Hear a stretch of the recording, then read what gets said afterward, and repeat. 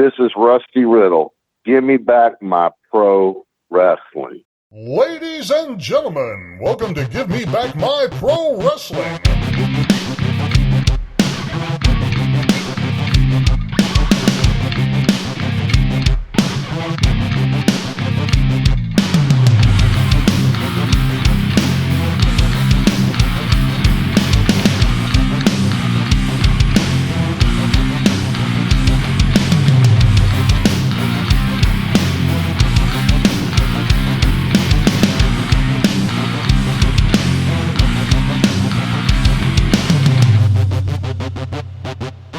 For those who don't know, now you know, baby. This is Hot Rod Biggs, Jared, Jimmy Street. We're going to take them to the limit one more time, baby, right here on Give Me Back My Pro Wrestling.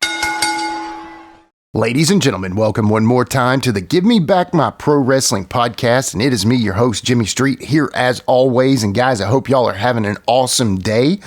Thank you all so much for dropping by. Really got a cool one today, but before we get to that, we here at Give Me Back My Pro Wrestling wish everyone a very happy 4th of July. For our international friends in Canada, Ireland, and the UK, guys, thank you so much for listening and tuning in every week, but just bear with me here, okay? This is for the home folk, all right? It's the 250th anniversary of America, and that is super cool. I was not around for the 200th, so I am for sure happy about the 250th. So anyway, y'all, it's very cool. Hopefully you can enjoy it and have a great time and celebrating America. But on to today's show. Today we have the one and only Rusty Riddle on the show. Now, whether you knew him as Bob back in the NWA, or you knew him as Rusty when he was working with Tommy Angel, or all the way up until his time with Sean Royal in Total Destruction. Either way, Rusty had a cool career and cannot wait to talk to him. But before we do, you know how it is. We always got a few things to cover. Last episode, guys, what a great response. Thank you all so much. Last episode was Brian Adias. That one was a lot of fun. Man, Brian's really cool. I know I say this a lot, but just greatly appreciate Brian for coming on and telling his story like he did. And y'all seem to really enjoy it. So thank you all for that. Thanks again, Brian. Had a great time. Hopefully we can get you back on down the line. And speaking of down the line, guys, got some really cool guests coming soon. Cannot wait for you all to check them out. Of course, Captain's Corner, our homie Nick, has GrappleCon 5 coming up with his buddy Barry Rose, and a ton more. So just hang tight, sit back, relax, and enjoy some wrestling conversations. That's all I can say. Just stay tuned, folks. All right, guys, that's all I got for the open today. Welcome to episode 129, Rusty Riddle. All right, we are back with a very special guest today. This has been a gentleman that I've wanted on for a really long time, and I know I say that all the time, but man, this is one I've really been excited to get on the show. I reached out to this gentleman on Facebook and said, hey, brother, you want to come on a show? And the man who answered is the one and only Rusty Riddle. Rusty, welcome to the show, brother. How are you today? Hey, I really appreciate it. I'm doing great, and I really appreciate this opportunity. Yeah. Well, you know, we've had, so let me just start with this. So basically, most of our listeners know this. I live in a town called Mooresville, North Carolina, which is a suburb of Charlotte, North Carolina. So I guess my first question to you also works in with where I live, in who trained you, what year, where at? Right. Not a problem. Well, hey, it's in your neighborhood. It was Mooresville. It was Nelson Royal. He has, you know this, he has a Western store there. Yeah. And he used to have a couple of big barns, but I think they tore those down. And he had a house up behind his Western store, and the camp was there. And I went and tried out, I want to say 86. Yeah, 86. And I was probably the third or fourth class to come through there at that time. Mm-hmm. And it was actually, there was a building up by his house that was a metal prefab building that they did a lot of shop work in. Had no air conditioning, no heat, in a metal building. So you can imagine the climate each year as the seasons changed. Well, it was it was very unpleasurable. I assure you of that. But yeah, to answer your question, Mooresville sure did, and man, that town's grown so much now since I've been through there. Oh, we've they say we've added 80,000 people in the last year or so. I don't know if that number is correct, but it has grown so much. Yeah. I can believe it. Seriously, I can believe it. I remember there was a Chinese restaurant, little hole in the wall, that looked like much, right on the main road beside Nelson's Western store. And they had the best food ever. Tommy Angel and I, we lived with Nelson in his mom and dad's old house. They had passed away already. And then, like I said, the building was beside his house. So we used to walk down there quite a bit, and they would load us up. But yeah, I really like Mooresville a lot, you know. Yeah. Great memories. Well, do you have any stories about training with Nelson and Gene? Oh my gosh, yes. Tell you what, scared the bejesus out of me. Some people know about certain, you got to try out before you just, get into this business. You got to try out. Yeah. And I always went to the Asheville Civic Center because I grew up in Asheville, but I was born in Tampa, Florida, but my parents from the Asheville area, and they moved back. So I grew up watching it and fell in love with it, and go to the Civic Center just like, I love it. Classic, Yeah. And so I didn't know how to break into the business, but I've got a cousin of mine that lives in Jacksonville, Florida. His name is Sean Young. Mm-hmm. And he was All-American collegiate wrestler in college, and even did some for the U.S. Olympic. I don't know the full story about it, but I do know he was, very high. And he was actually very good close friends with Macho Man Randy Savage.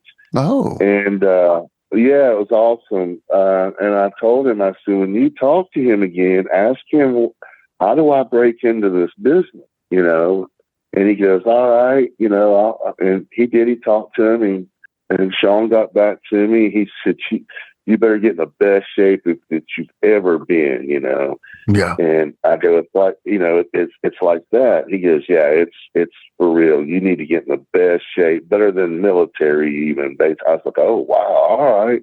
Yeah. So I had about 3 months until the tryout was. So I really just stayed in the weight room. I ran, I even bicycled. I need to get my wind up, Yeah. And was already trying to get some size on me, but it's hard at that age when you're young and your metabolism's high. So got in real good shape, and time for the tryout. And like I said, I was living in Asheville at the time. So my dad, I was real nervous. I said, will you ride with me? He said, yeah, no problem. So he actually drove. And we pull up to Nelson Royal's parking lot, and there's a line of guys down the side of the building and out the door. And they ain't buying boots.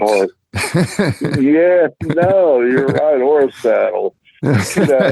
So, yeah, there's cars all over the parking lot, and I'm looking at the tags. Some are from Florida, Ohio, New York. I'm like, oh my gosh, there's people from everywhere here. It's like right now. Yeah, I'm like, I thought I was the only one, And they had got me in touch with Nelson and stuff and everything, and that's when I had found out that they did it, and there's a date and time.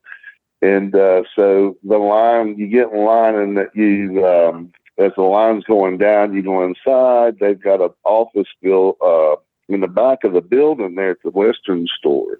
Okay. And yeah, and I grew up watching Nelson and Gene Anderson and Minnesota Road Crew and all that, and so it's finally my turn to go in there and behind the closed door and open it up. There sits Gene Anderson and Nelson Royal, and I'm marking out. I'm scared and I'm marking out. A lot of mixed emotions going on there. Yeah. But you had to pay, believe it or not, you had to pay $300. And it had to be cash. And they tell you, if you make it through the tryout and we pick you, the $300 will go towards your tuition to pay for your school. Okay. You know, it's like, okay, that's good to know. But they said, if you don't make it, you don't get the money back. That's, Okay. you know, Yeah. there's a fee for this. Right. And I see why they do that now. They want to weed out the people that, you know, think it's a joke, or, you know, or maybe try to expose the business. I don't know. But anyway, so everybody paid their money. There was probably at least 45 to 50 guys, you know. Wow. It was a lot of us. Yeah. And so we went out in the parking lot, and there's the driveway from the main road there in Mooresville, excuse me, that goes up to his house.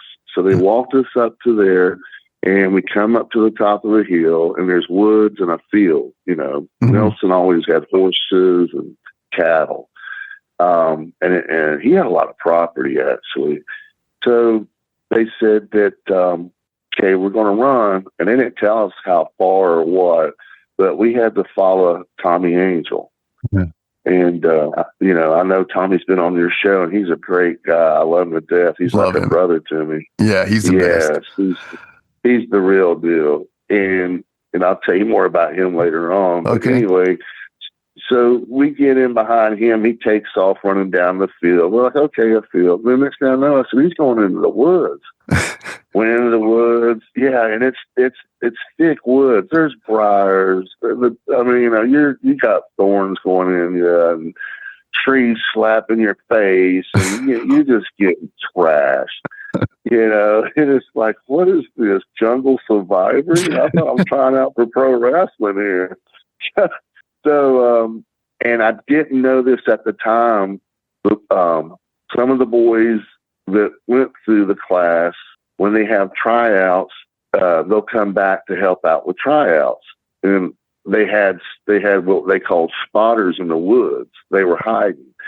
So if you try to take a shortcut, or you're slacking or anything, or you're over there selling and I got an injury, they're watching you. And we didn't know that. They didn't smarten us up to that. And so we come back. We probably run a good 5 miles at least. And my shirt's torn. I'm wearing a Reebok shirt. I was wearing spandex, and those were torn all to pieces. Oh, man. So I'm thinking, okay, that's it. Okay, good. I made that. I was like the third or second person come in on that one. Yeah. And they said, okay. Yeah. And they like, all right, come over here. And it was a gravel area. And they said, okay, we're going to start off with 100 squats. Like, okay. I'm not gonna lie, it's pretty blowed up already. Yeah. And we're doing a squats, and you had to have a partner, and your partner would count out how many you've done, and then you swapped and reversed it, you know. Yeah. So I busted mine out, and the guy there was a lot of big dudes there, I'll be honest with you, bigger than me. This guy was from West Virginia and had played college football, and he was like 6'8", 6'9", you know, 320, 340, just a monster. And great guy. We really hit it off. And we're both just, come on, dude, you can do it. You know, you start trying to help each other out. And they look at that too. Yeah. You know, they're watching your demeanor, not only your athletic ability or endurance. They're looking at your personality, your demeanor, the whole thing. So we did that, and he goes, okay, another 100. We went up to 10. So what's that? 1,000 squats? 1,000? Yeah. 1,000 squats. And then he said, okay, and you're just moving. Push-ups. We had to do 1,000 push-ups, but you did them in hundreds.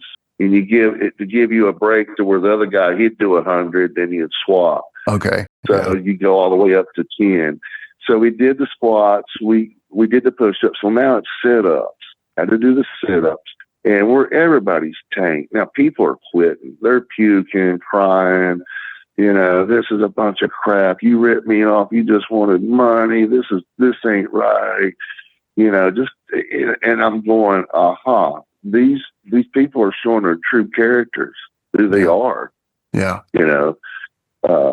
Don't want to take ownership, want to slack, and it's your fault. This is a bunch of BS.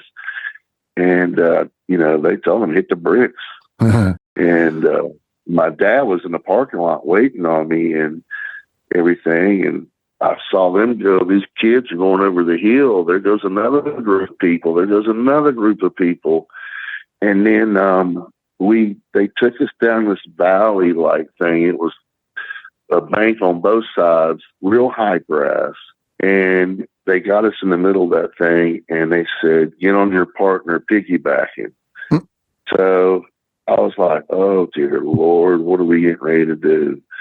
So, and you've got the 6'10" guy.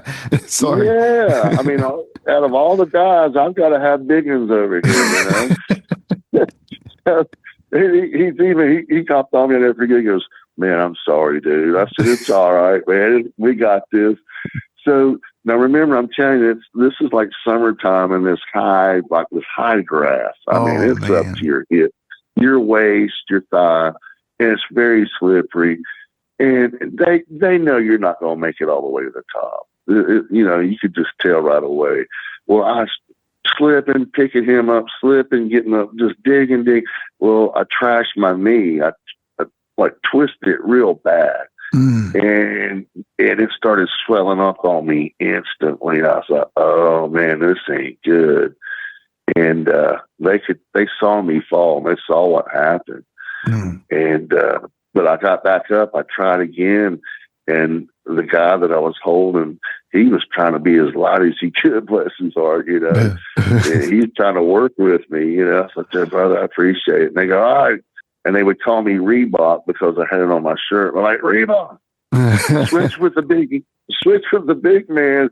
I was like, gladly, and I'm limping over there, and I'm not selling. I'm really, I'm thinking I'm done. I just trashed my knee. Yeah. And he picked me up with I wasn't nothing, but he couldn't make it up the other side. It was so slippery, and you're just burning calories, and just your tank. People are quitting. So now they said, all right, let's go over here to this metal building. And I'm like, oh, this has just been one surprise after another. What's behind this door? So they opened it up, and this wave of heat just hit you in the face because it's a metal building with no air conditioning and no heat. Yeah. It was like an oven. Oh, yeah. Man. I honest to God, I quit sweating. I went past that point. And so out of all these guys, there's like 4 of us left. That was it. 4. And so Gene Ligon was there, that was Thunderfoot. Oh, yeah. Great guy. Great guy, great worker. And I actually did a tag team match with him against the Bulldogs up in WWF. Oh, and, yeah. He was in there. Tommy jumped in the ring. And then L.A. Stevens, Lawrence, great guy, and another guy, I can't quite remember. But anyway, I rolled up in there, and they're like, all right, let's see what you got. And that's all I heard. Next thing I know, everybody's wailing on me. And I'm like, oh, they're like, hey, Reebok, you got to fight out of this, buddy. You got, come on, let's see. We want to see what you got. Yeah. I said, that's all I needed. That's the okay. So I just started kicking and punching and wailing, and I fought my way up to my feet, and then, of course, they knew my leg was trashed, and Gene Ligon grabbed my leg and pulled it, and I took a bump, and they're back on top of me, and Gene's like, just try to push them off of you. We know your knee's trashed, and all that, and I did it, and they said, okay, that's good enough. I got potatoed all over, man. I was like, dear Lord. So I rolled out of the ring. So these other guys behind me, it was their turn. Yeah. And there was this one little dude, and he's like a little high flyer. And I knew he'd probably make it through there because he was so little. He tons of energy and stuff. So he rolls up in the ring, and Gene Anderson was sitting there in a chair facing the ring, and he's got that deep, rough voice. It's like you boys get out of the ring, like that. It's just like, Yeah. And Gene had overalls on and a t-shirt, and he rolled and he started to take his watch off, and his son Brad Anderson was standing there. He was getting ready to start camp. Okay. He goes, hold this for me. And Nelson was standing there by the ring. He goes, Gene, don't do it. Don't. He goes, don't do it, please, Gene, don't. And Gene didn't say a word. That head went down, his chin went down his chest. I went, oh, I've seen this look before on TV. He was locking in, and I'm like, dude is locked in and loaded. And I was kind of looking around, and I'm see Tommy and the boys watching their reactions, and their eyes got big, like, oh yeah, this is going to be good, because Gene never rolled in the ring, never. Yeah. Nelson did a lot of the bumping and working, but anyway, he told that kid, he goes, come on, grab me, lock up. And he went to lock up. Gene did a go behind and wrote him down just like collegiate. It was textbook. And then he ran the sugar on him. Oh. And, and then he reversed that into a crucifix. So he had his arm behind the kid's neck and running back through both of his arms and just rolling his head down. It'll put you to sleep. So the kid he got real limp, right? Yeah. And Nelson going, Gene, let go of him. You're going to get us sued. Don't do it. And I'm like, oh my God, he is like, and I've never seen nobody get stretched like this. Yeah. Yeah. And Gene's one of those guys from Minnesota, so you know how he was raised. Oh yeah, and, bad man. And I'll be honest with you, I was getting scared. I was just like, okay, there ain't nothing fake about this deal, man. So Gene took his elbow and he clipped the boy right across the brow of his eyebrow and laid him open. That kid was, he was leaking good and had color. And at first, I'll be honest with you, I said, is this part of the tryout? Is this like, what's, and so they told the kid, get the hell out of here. If you ever come back, it'll be worse. And so the kid left, and Gene went over and sat back down. He put his glasses, his watch back on. He goes, if anybody ever comes in here again trying to sell drugs, you'll get worse what he got. Oh. That kid had, when I told you they had spies out in the woods, well, this kid took a shortcut, and it was Cougar Jay that called him, and Cougar told Nelson what had happened, and so Nelson told Gene. Well, the kid was trying to get Cougar not, please don't say nothing. He goes, man, I got some good dope, man. I can, hook you up. So when he told him that, we got back to the tryout. They had told Nelson and Gene.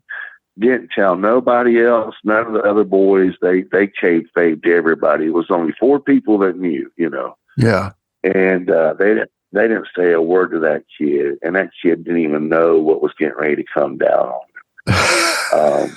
That was an eye awakener. Yeah, I was like, what just happened? And Tommy goes, he got busted out in the woods trying to take a shortcut and cheat, and then he tried to sell out Cougar. Hey man, I got some drugs. Don't say nothing. I'm gonna hook you up with whatever you want, man. Just let And he's like, I said, are you serious? He's like, yeah.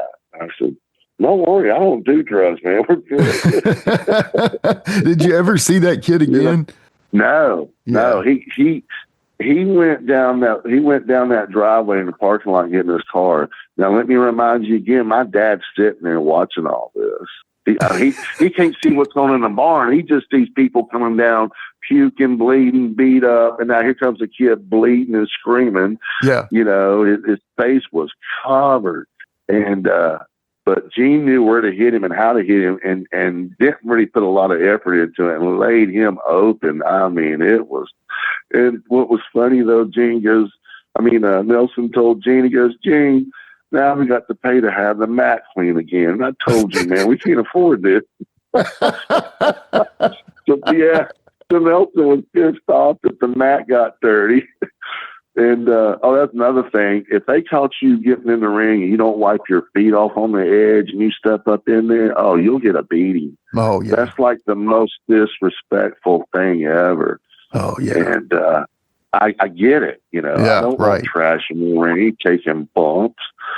So, so that leaves 3 of us. It was me, Trent Knight, and this other dude. I didn't know the guy, the West Virginia boy. He didn't make it. He tapped out. And they really liked him. But Tommy leaned over. He said, don't kill yourself, man. They like you. You're in already. They see your heart, and you're, they see that you're, you want this.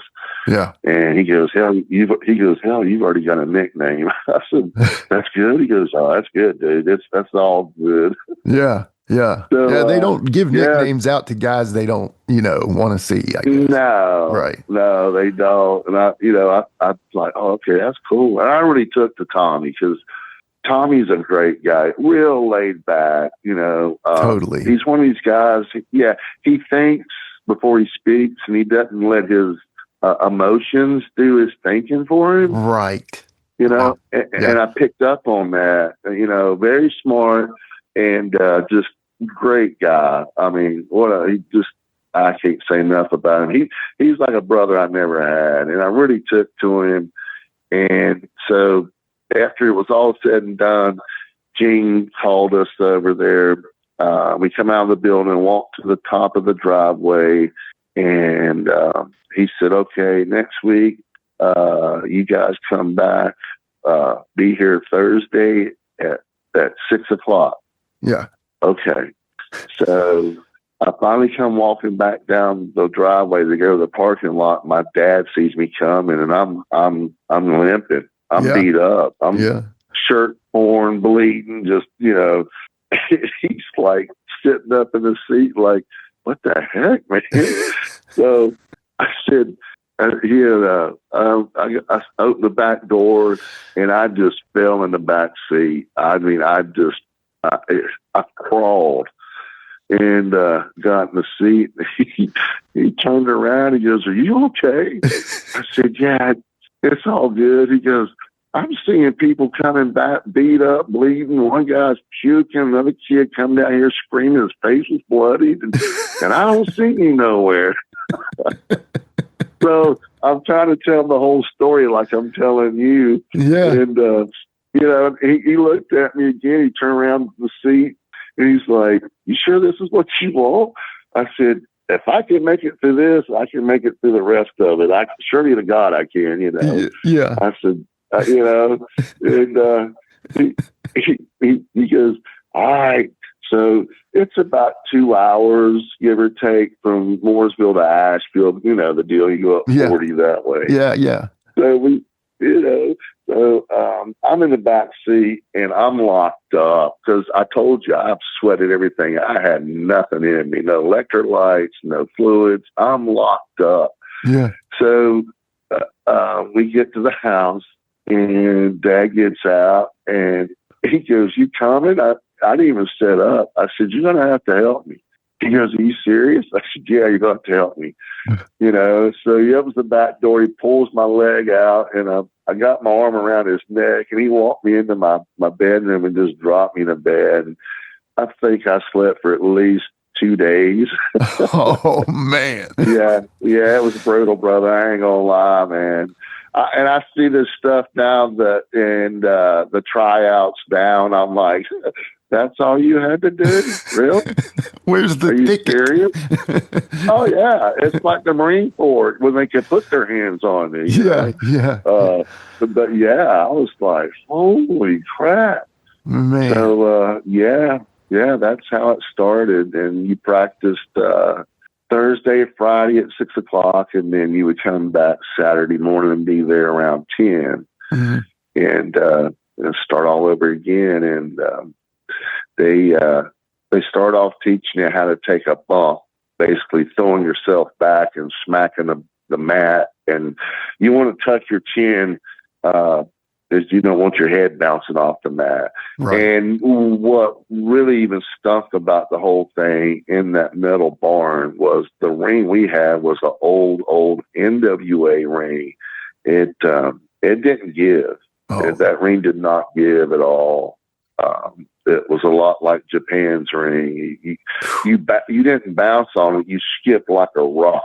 It's just, yeah, I broke a rib, broke my right ankle, broke my nose in camp, and that kept setting me back, especially the broke ankle. Yeah. I broke the tibia, and honestly, if I wouldn't have had the lace-up wrestling boots on, that doctor told me I would have had a compound fracture. That's how hard it snapped. Dang. And I'm going, now I see why you guys wear these boots. I thought it was just for looks or something, but no, it's a legit shoe. Yeah. It's protection. To support your ankles. Yeah, man.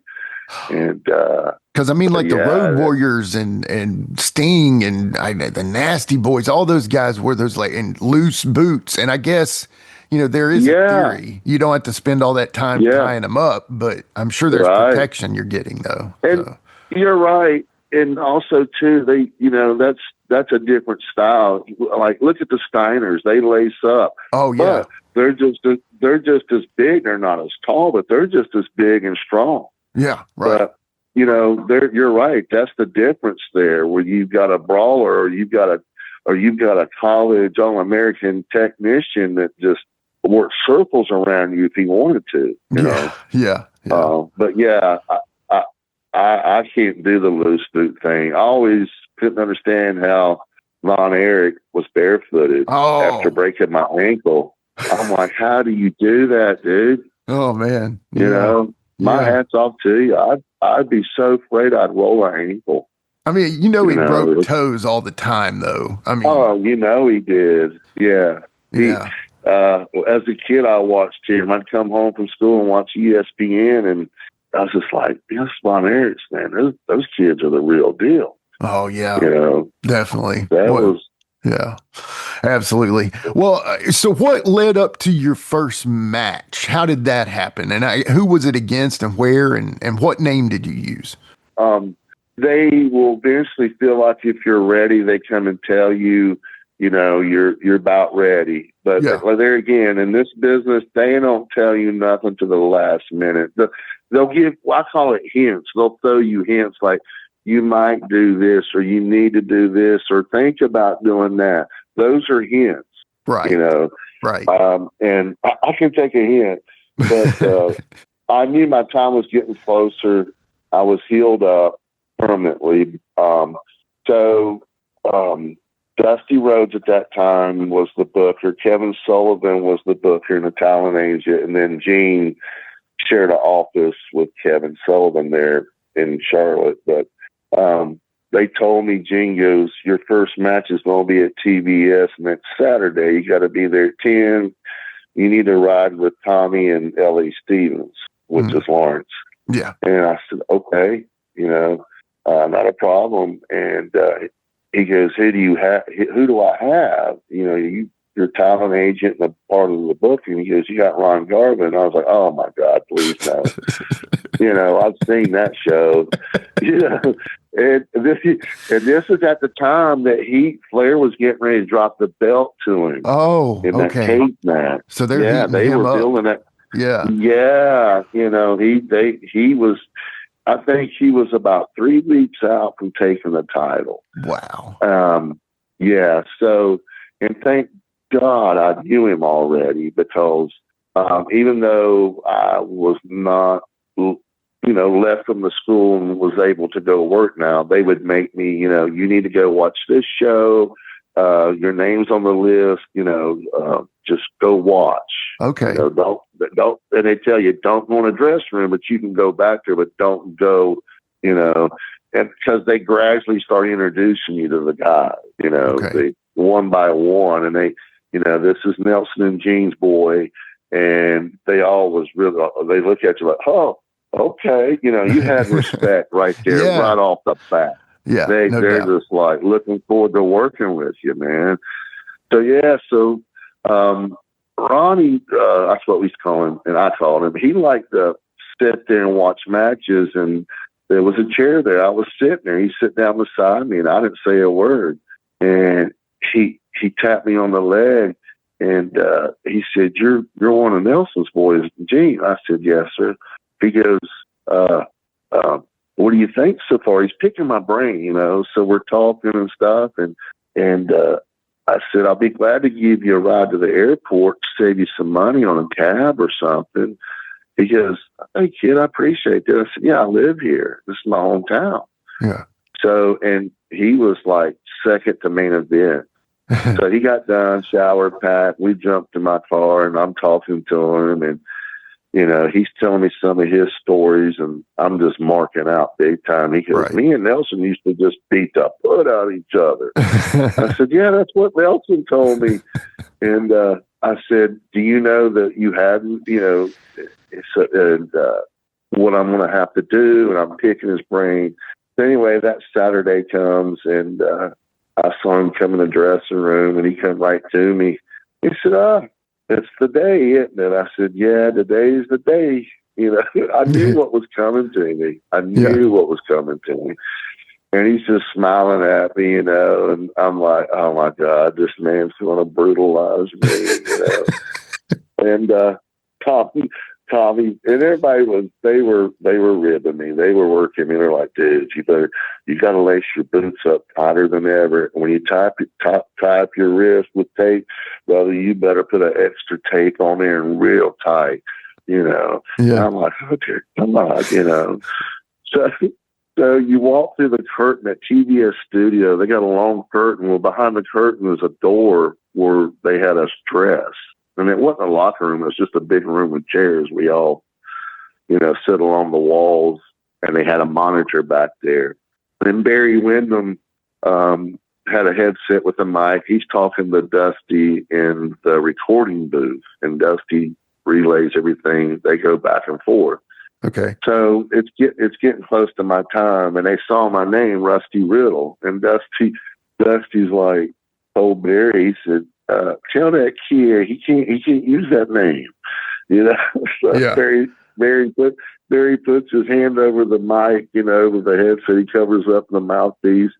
He goes, "Riddle, you can't use Rusty." He goes, you got about 5 minutes to think of something before you go out there." And I'm looking at Tommy, and I'm in panic mode. I said, I've never had a plan B. Right. Well, this is all I came up with, man. Yeah. Yeah. So, and Barry liked me. I could tell. He's like, "Riddle, you better hurry up. You're down to a minute." I said, "Sir," I didn't call him. I called everybody sir. I said, "Sir," I said, I don't have nothing. I'm sorry. And I thought I'm going to get fired. Right. So Barry goes back. He takes his hand off the mouthpiece, and he tells Dusty, "Kid ain't got nothing, Dream." So he goes, I hear him talking, and so Barry Windham goes, "You're going to be called Bob Riddle." I went, "Bob Riddle? Yeah. Who's that? Bob?" And all the boys are laughing. I'm like, "Oh yeah, I'm okay. Get it in. Come on, let's get this over with." So not only are they just trashing me with, just giving me the office and the ha and everything. Now I got to go out here and get beat up, So he goes, "All right, Joe, go to the door and go through those curtains and get in the ring." And I'm going, "Oh, Mother Jesus, God, please, Lord." I wanted to go back and pee again. I said, I got to go pee. My nerves are rocked.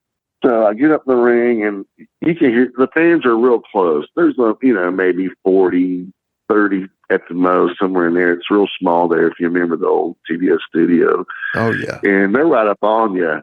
And they already start talking trash. They don't like you. "Who's this guy?" I had the mullet going too, and I had a black lightning bolt shaved in the side of my head, and they're just cutting me hard. Oh, so yeah. So here comes Ron Garvin's music. And of course, the crowd stands up and pops. He comes in from a different direction than I came from, but yet he was in the same dressing room as me. I'm like, what's going on?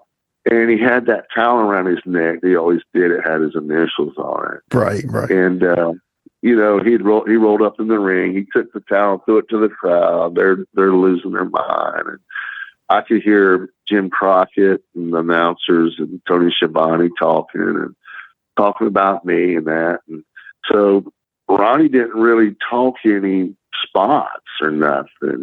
He just seen the ring and there was no spots. I knew I was going to put him over and he was going to call it. Okay. So we locked up. He goes, spin me around and take me to the turnbuckle. I spun him around, took him to the turnbuckle. He goes, hit me. He goes, punch me, hit me.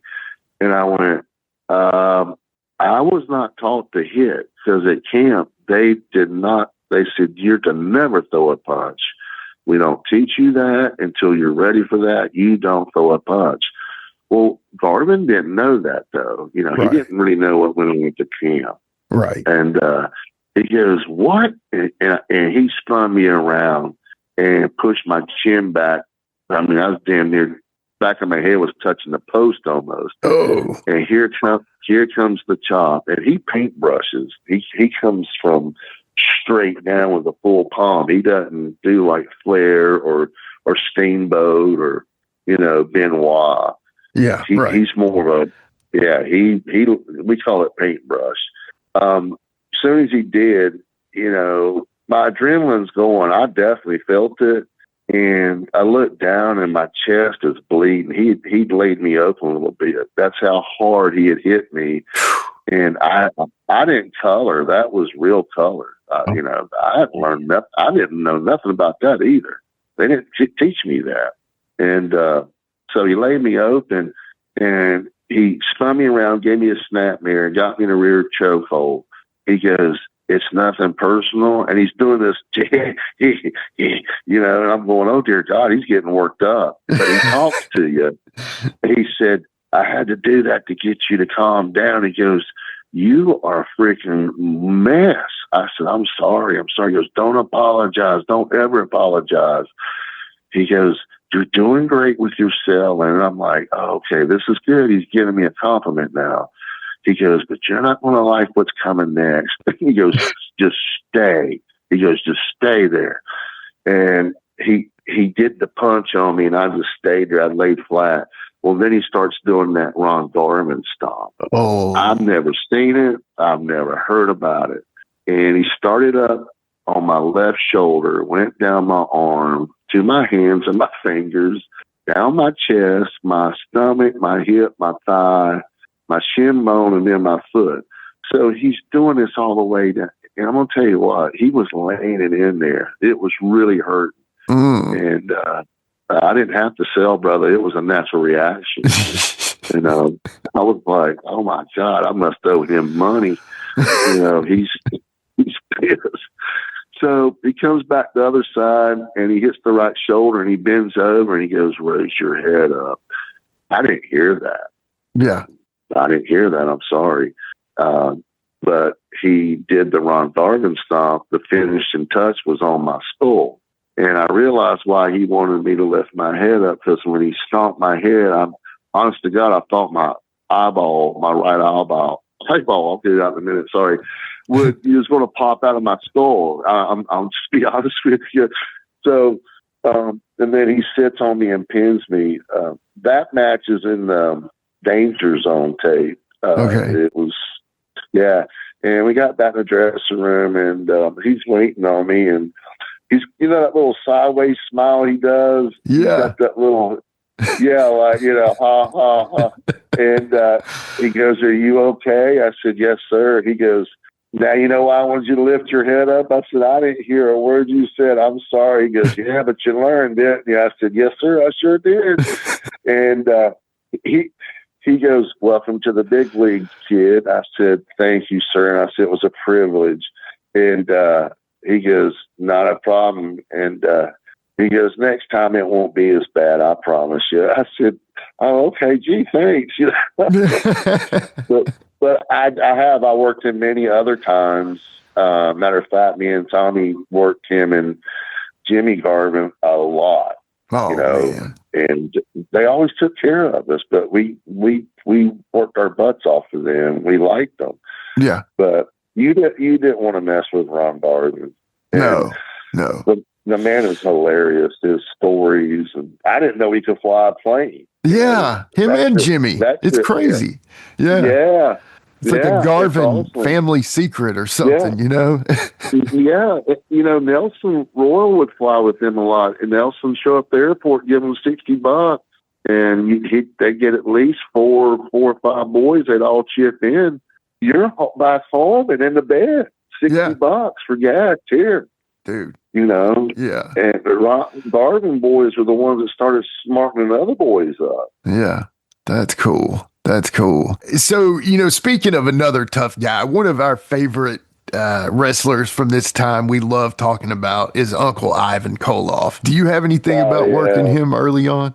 Yeah, he, what a sweet man. I've always said that if you can't get along with him, you're the problem.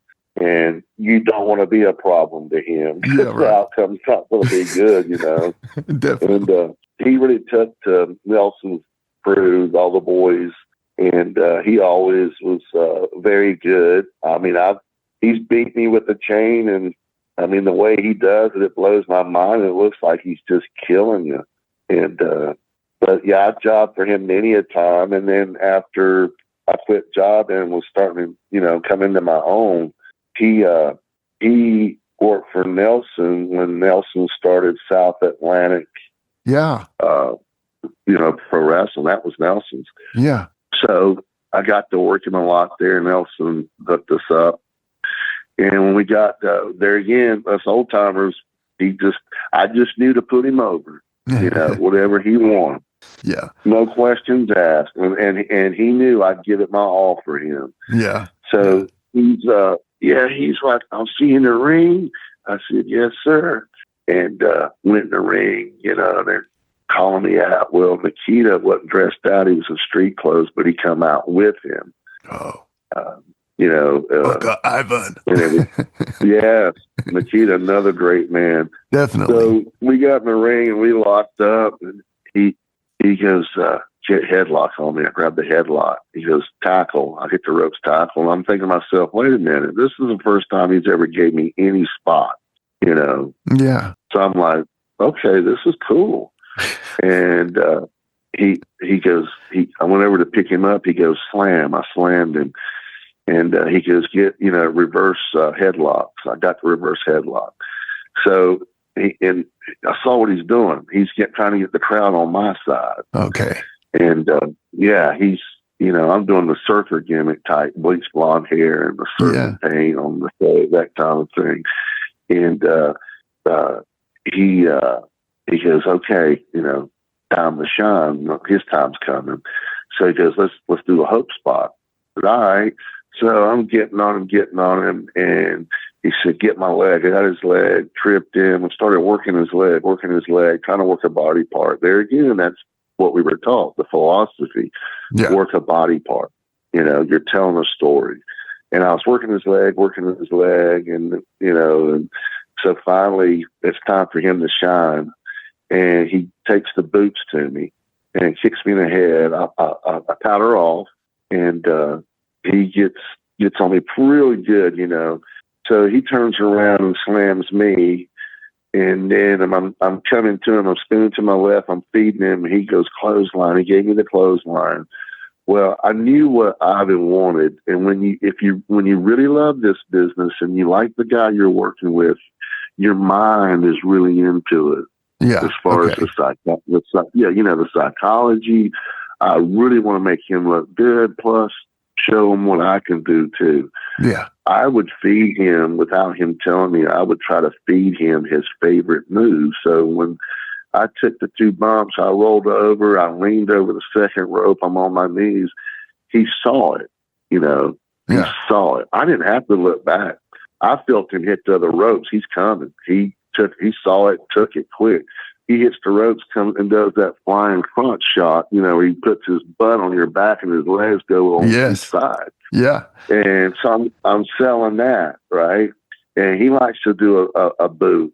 So I come off of that, coming up, and I feed him my body there. Sure enough, there's the boot, Yeah. and he's doing a false pin. He goes, "Oh, thank you." He goes, "That was nice." I said, "What else you want?" He goes, "Oh, I'm pretty happy." That's how, where I'm going with this, that's how sweet that man is. Yeah. He's one of these guys, he's just not a taker. He's a giver too. Man.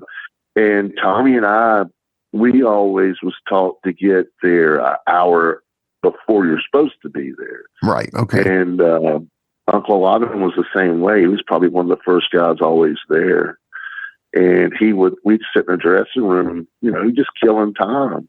And he would tell us old stories. And I was like, how are you still alive? Because he was out of control back in his younger days. Yeah. But what a sweet man. He loves to pull jokes. He's got a real smart sense of humor is what I call it. Yeah. He'd always grab me and Tommy wanting our hair dryers. And, "Can I borrow your blower dryer, your hair dryer?" And we're like, "Sure." And he just looks at you and laughs. I'm like, "Okay, I got you. You bought." I've heard the Iron Sheik does that for his mustache, though, so I can see maybe you take the beard or something. I was thinking maybe his beard or something. Yeah. He just ripped it. He just looked. You hand it to him, he looks down and it looks back at you, and there comes the smile. It's like, okay, smart butt. But I remember I worked Behren and Warlord a lot, and they would throw me, I powder out of the ring. Well, there's Paul Jones with the whip, and then there's Uncle Ivan with the chain. And Paul Jones is another one, man. He can lay that strap in there. I mean, it's like, dude, Yeah. And Ivan was sling that chain. And man. You had the chain or the riding crop or whatever. I'm like, my gosh, man. Let me just get back in and work these big boys. Yeah, I want back in the ring. But so you're paying your dues, Yeah. You really are. And the guys nowadays, like your Undertaker and the older guys, they'll tell you, we were called jobbers back then, not talent enhancement. Right. And it got to where the high end boys, the main card boys, they didn't like that either. They didn't like it. They're like, they're not jobbers. Those guys are athletes, Definitely. And, I hate that word. I never feel good calling anybody. I like to say underneath talent, or something like that, But, if you go ask the Steiners, they didn't start out winning all the time. Go ask the Road Warriors. Definitely not. Ask Hogan. Right. Back then, that's how you paid your dues. It's so different now. Yeah. Very different. Well, you brought up the Powers of Pain. I love those guys. And also Road Warrior fans, but the Powers of Pain are cool too. What would you say? Maybe we'll lump in the Steiners and maybe any of those big guys you've worked. Who would you say was the strong? Because you're a big guy. Who would you say is the strongest dude you've been in the ring with? It's a toss up because when we were home and we lived in Charlotte, we went to a gym called King's Gym. Yeah. And we usually we didn't even have to call each other. We knew everybody knows each other's schedule. You kind of keep it the same, even if you're not on the road, to stay in habit. Right. So we all fell up, and, me and Tommy would work out together, and Tommy was jacked. Oh, he was. Great look. Yeah, his arms and shoulders and legs are incredible and strong. But, of course, you're over there watching what they're doing. They're older. They're bigger. I want to learn. I want to watch what you're doing. I want to watch what you're eating. I want to watch what you're lifting.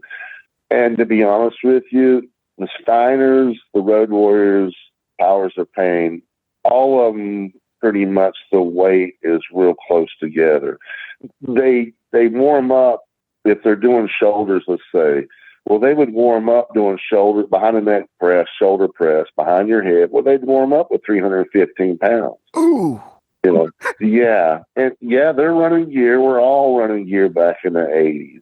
Right. You know, if they came up to you and said, you know, you might want to start gaining some weight. Well, you know what that means. Right. You know? It's not go to the buffet. I mean, go to the buffet. Exactly.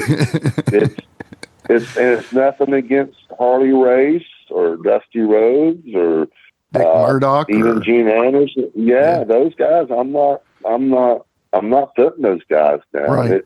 Right. This was a new era coming in. Yeah. You know, modern look. And you look like a superhero. You know, who don't definitely want to come see that? Right. You know, but all of them, they're shrugging 800 pounds, 600 pounds, and they're squatting 600 and 700 pounds, almost 200 pound dumbbell presses. I've seen them do 100-pound flies, just doing flies on a flat bench with 100-pound dumbbells in each hand. Good Lord. They're freakishly strong. And if they wanted to hurt you, they could, trust me. And you're not going to get away. Yeah. It's not happening. And then, but the thing that I saw too was when you got, and I'm sure you've heard this where I'm going with this one, when you got the steroids and you got big guys and then throwing a little cocaine on top of that, not all of them, but some. Sure. I'm not naming names. Don't even expect you to. You're good. Yeah. Yeah. I still want to live, you know. But, right. Yeah. Tempers would flare, egos would get going, and they kind of had a rule: dressing room, you know, but don't do it in the ring. Right. You know this, and that's hard at times when you feel like, dude, you're potatoing me, and you keep potatoing me, and I'm gonna fire back. That's different. Right. You know. Right. Yeah. But, Tommy will tell you this. He's felt it.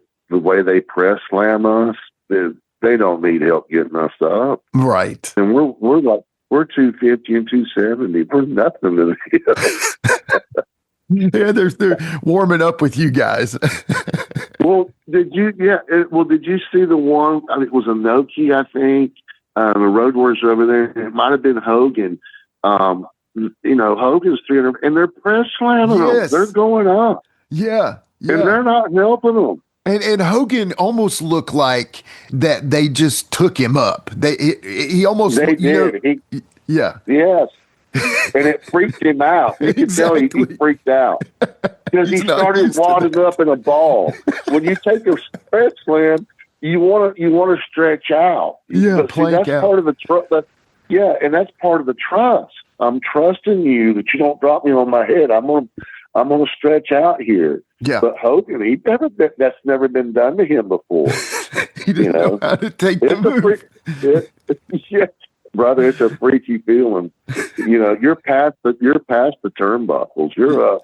What are they, 6'5"? Some of them 6'8", 6'7". Yeah. Now add another 2 feet on that. Oh man. And that's how far you're falling. Oh. So it's up to them when they're dropping you to make sure that your momentum and is equal to you make that solid bump. Right. So and a guy that's protecting you, he'll do that. A matter of fact, Paul did this a lot. When you do it, if you watch, he would grab the back of your neck and make sure you tuck your head down, and then he would push you. Okay. He wanted your head to go in first before he dumped you. Yeah. That's protecting the guy. That's a guy that's really into it. He's watching. He's into every move, not thinking of himself, protecting the other guy. You know, and that's what it's about. I don't see that no more right now, to be honest with you. I don't either. I don't see much protection for anyone anymore. No. Yeah. Not even themselves. Right. If you don't have respect for yourself, you definitely nobody else either. You're listening to Give Me Back My Pro Wrestling, and we'll be right back after these messages.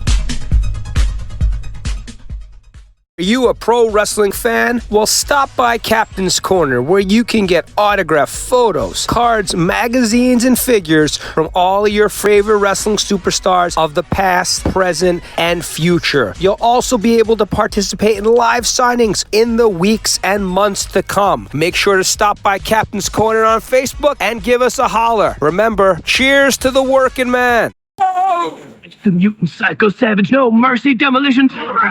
Legion of Doom. What do road warriors wear on the road to destruction? Bruce. Shoes for your feet, pockets for your stuff. I'll never forget this. I'm not trying to change the subject. No, you're cool. You reminded me of something, what you just said about this generation. Bret Hart, great worker, great guy, very laid back. I have the utmost respect. Love the dude to death. I love watching him work. He is a technician. Yeah. He is, and I can see why he feels the way he does about himself. I'm not gonna lie. Sure. You know, when you're that good, you know, you're good. But you know, he was one that really protected the business as well. And I've never. He doesn't, when he's in the dressing room, he doesn't really speak to a lot of people, but you know, hey, he's very low tone and everything. But when I'm going with this, and Tommy can vouch for this, I don't even know the jobber's name, but he was pitiful. It was bad. And I think it was Sid Vicious. Yeah, it was. Sid worked him over way too much and really, you know, just pummeled the poor kid. Yeah. Well, heading back, tell you what, I've never seen Bret fire in his eyes like that because he's so laid back. He was furious. As soon as Sid got back there, he got up at him. He goes, "What up?" And you know, I'm not the F-bomb. Right. You don't do that to him. And it was like, "Oh, what's your problem? It's just a jobber." And oh my God, it was on. You know, and I'm not talking bad about Sid because he was always good to me, but the boys, they looked after the ones that they knew that was really sacrificing their body.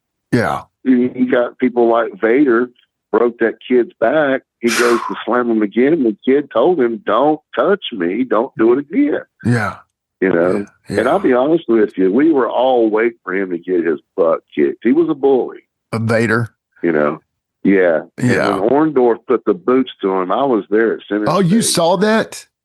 Yes. Oh, I got to hear that story. Oh my gosh. Tommy Angel was there. We were standing right there. And Orndorff loved me and Tom. You know, he really, he was the boss and booker, and he took us underneath, you know, his arm and just respected us and loved us.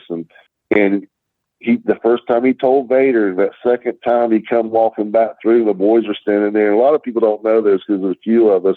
You know, Orndorff used to wear cowboy boots too. Okay. And he goes, if he does not get his butt up and go do this promo, I'm going to take my flip-flops off and go and put my cowboy boots on.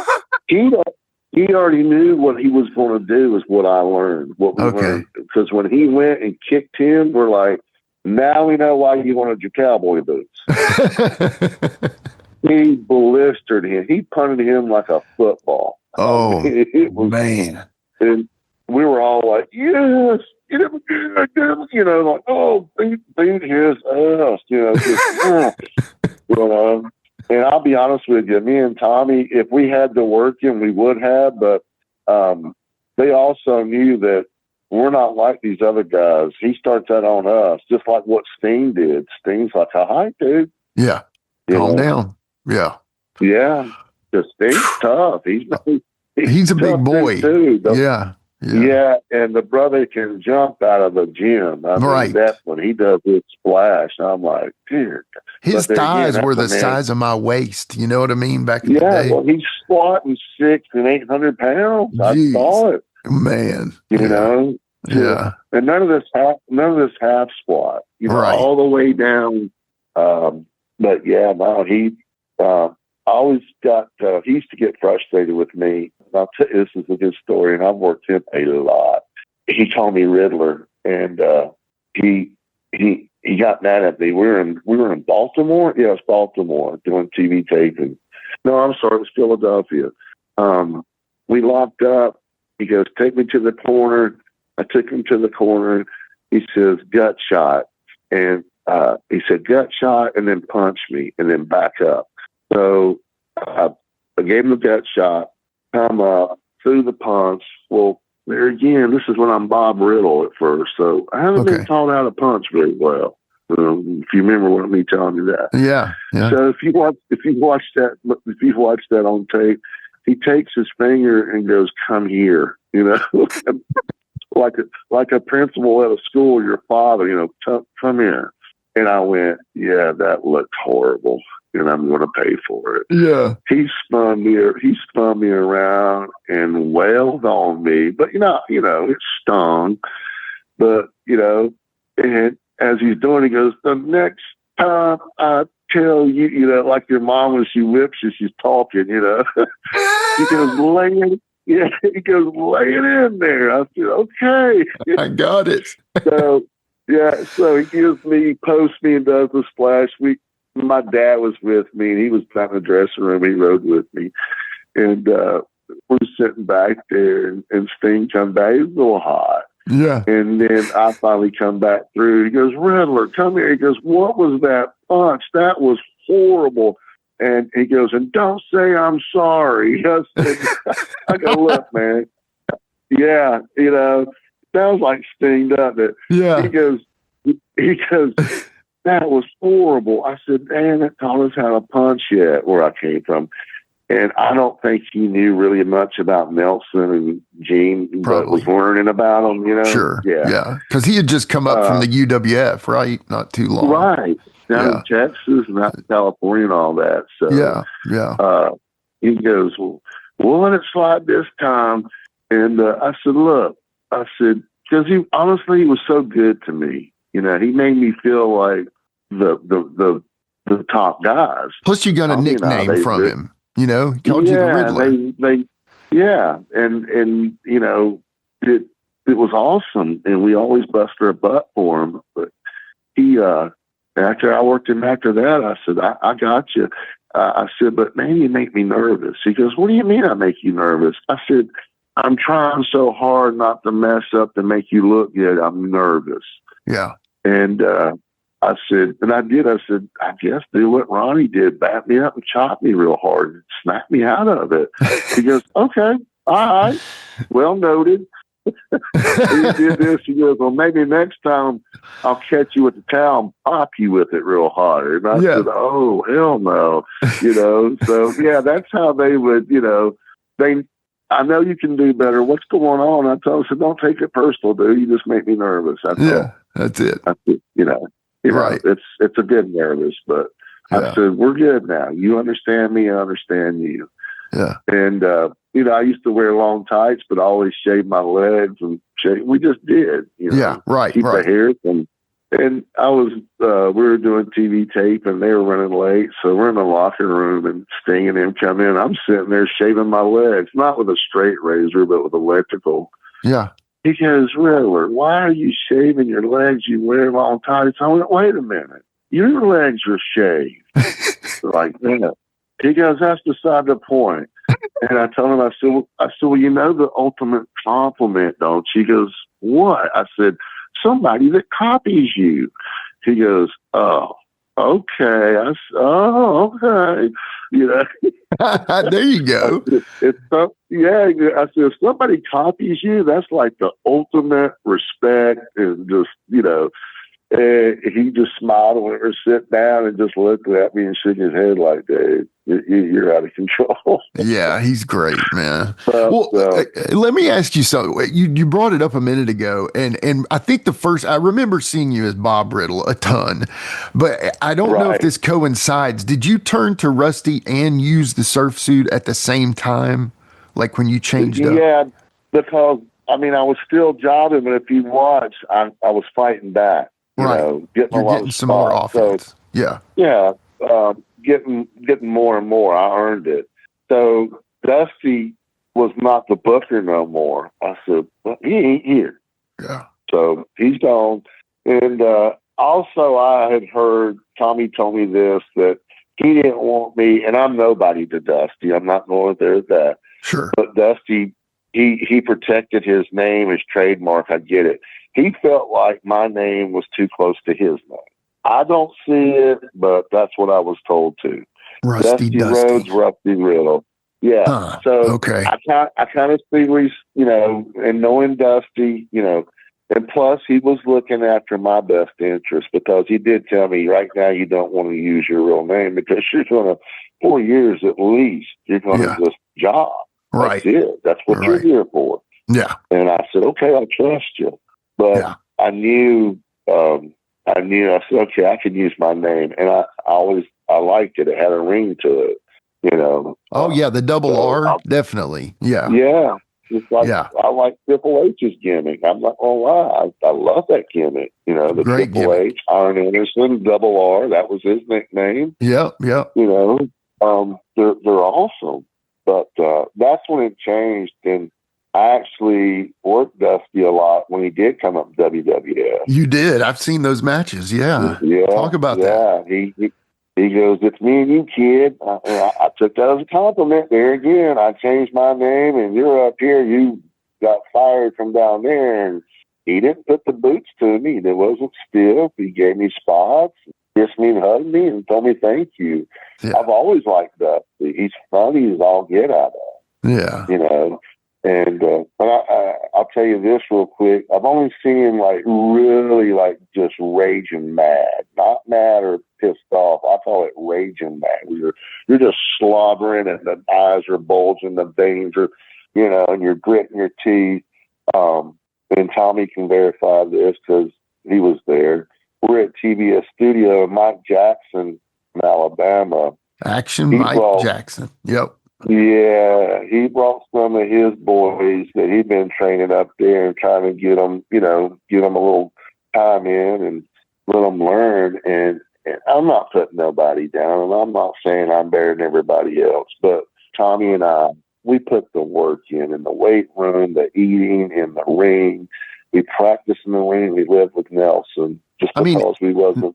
Yeah, not to cut you off, but didn't Tommy say that you guys were brought in because you looked more competitive than those guys? Right. The Mulkeys, not knocking the Mulkeys and stuff, but you know what I mean. And it doesn't make sense. It does. It's like a Chihuahua trying to fight a Great Dane. What are you going to do? Bite my ankle? Right. That's how you're going to get in. Right. Well, why ruin all that great talent they had then? So they didn't look. Let me put it this way: they were lacking nutrition. As Hawk used to say this, he's like, "My God, I could hold him up to a light and X-ray, and he's so thin." This is the stuff they used to say. The Steiners and the Road Warriors, they would, when these guys would walk in, they were already cracking on them, and we're like, "Oh, you guys are so going to get pummeled," I wouldn't have come back if I was them, but they had a tag team match for them, and I think it was Rock and Roll Express, or it might have been the Fantastics. Okay, but anyway, it was horrible. I mean, bad. And you can't work with them. They come back, and they come back through the curtain and open the door, went to their seats, and they're like, "Oh yeah, that was awesome, man. We did." And you hear this other door, wow, and it was Dusty. He come over there. I've never seen that man. You know how Red Flair used to get when he get really worked up in his interviews? Yeah. Dusty was like that. I mean, he was tomato red. Oh man! And these guys were sitting beside me and Tommy, but they were all on my side. So you're getting the visual immediately. Yeah, and I'm like, oh, hell, this ain't good. I've never seen Dusty's always happy-go-lucky, Hard and time, he pointed Daddy. over there. And he pointed it over there in our direction. And I'm not going to cuss on your podcast, or try not to. It's okay.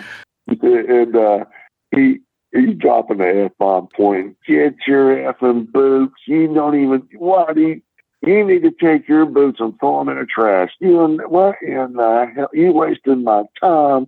now I got to make up for these matches. That was horrible. Mike Jackson's just sitting there looking around like, oh crap. Then he got on Mike. He's like, don't ever bring anything like this back here. Get your crap and get the hell out. I mean, Dusty's just, oh my God. I'm like, wow.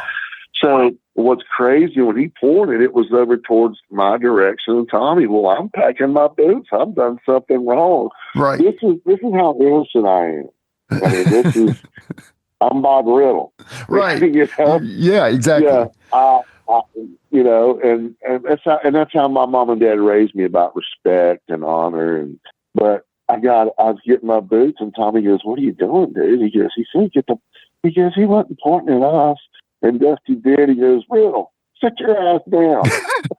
I was like, "Yes, sir."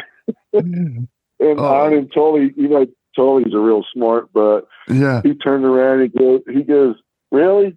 Really?" And Tully used to give me hell because when I broke my ankle in camp, it was never the same, and I'd always tape it up. So back then, we didn't have people that taped us up. The boys took care of each other. There was no doctors and nurse, or So I'm back there putting a pre-wrap on. Another reason why I shaved my legs, that tape hurts. Oh, no doubt. So I'm taping up, and Iron's sitting there watching me with his, he's just sitting in the chair looking at me sideways with his glasses, and he's just going up and down my leg and watching me. He goes, "What are you, a freaking racehorse?" And Iron goes, "Leave him alone, dude." he goes, "Riddle, what's up with all that?" I said, "I broke my tibia and shattered my ankle through camp." And he goes, "How the hell did you do that?" And Iron goes, "That ring is horrible." Yeah. Iron had been there and saw it. And Tully goes, "How do you know?" He goes, "It's Nelson and Gene's camp." And Tully turns back around and goes, "Oh, okay, I understand now." And Tully, he was a smart butt, but he was a funny smart butt. He got Tommy and I one time. I'll tell you this real quick, please, because it just came to me.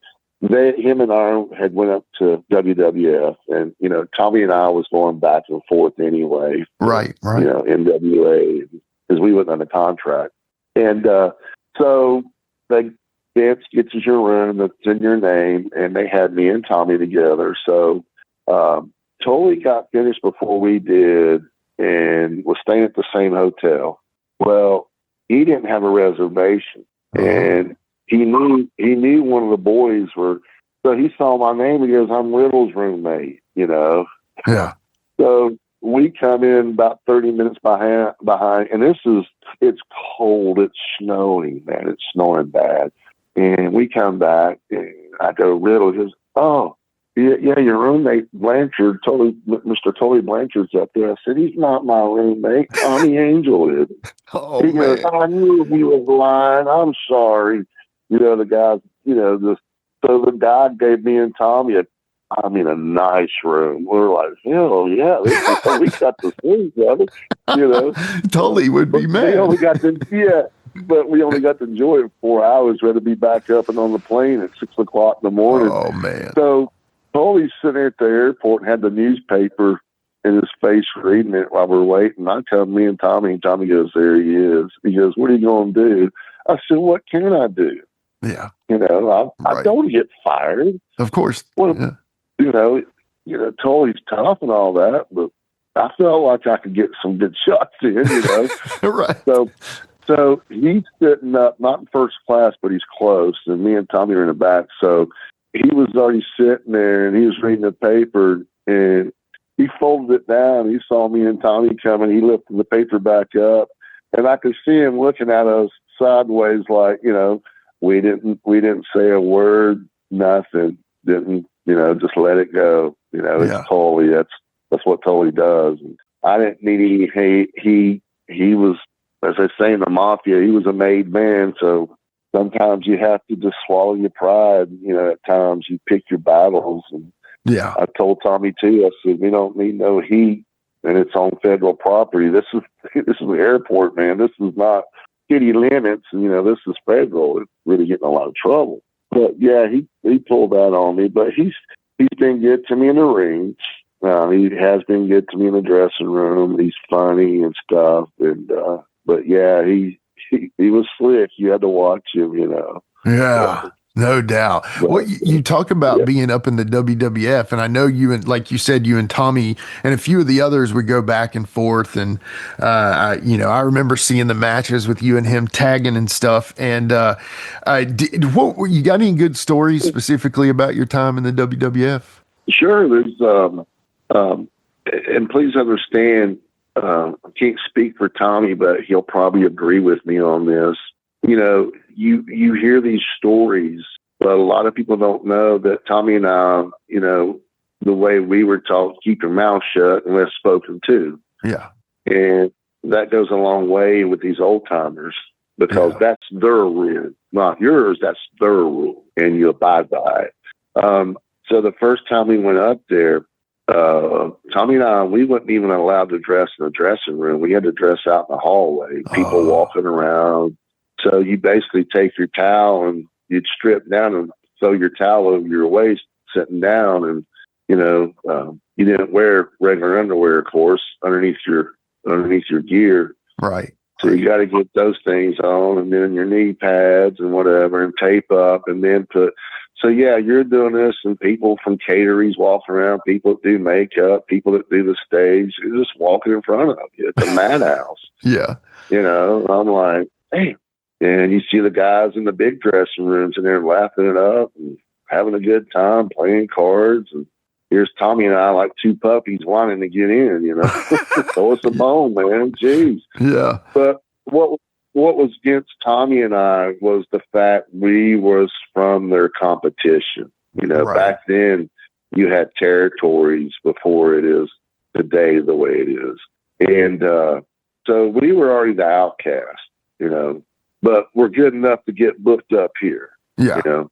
And Jake the Snake's dad's the one that saw Tommy and I because he's good friends with Nelson, and he was a talent scout. And he came to Mooresville and watched us work out when me and Tommy were practicing moves when we're off on our off time, and basically told us, you know, I'm gonna get you guys booked, pack your bags, everything. But you had to dress different. You acted different. There was different rules. The politics is very thick and it runs deeper because that's a bigger company than NWA. Yeah. So there's so many different levels of politicking going on. And I always remember what my dad told me. He said, "You hold your reputation on how you work and your ethics and the way you handle yourself." Yeah. And that always stuck with me because, you know, the man was a hard worker, and anything you do, he said, give it your all. Yeah, it is. And it goes a long way. But so we're getting dressed, and I always loved Mean Gene. He'd come walking down the smiling, "Hey, how you doing?" He's just outgoing and funny. And they were putting a big board up beside my head. So that's where I'm sitting. And there was another chair, and Mean Gene looked at me and Tommy. We bowed our head, you know, "Hi, how you doing?" Kind of like the Japanese thing. And he sits down beside me, and they're writing the board out. He's got a piece of paper, all the matches. He goes, "Tommy Angel, right?" Tommy goes, "Yeah." He goes, "Riddle?" I said, "Yeah." "Guys, glad to have you here." I was like, "Oh, that's cool as crap," you know. Yeah. He goes, I've seen you guys." He goes, "One day you guys you keep digging. One day you're going to get it."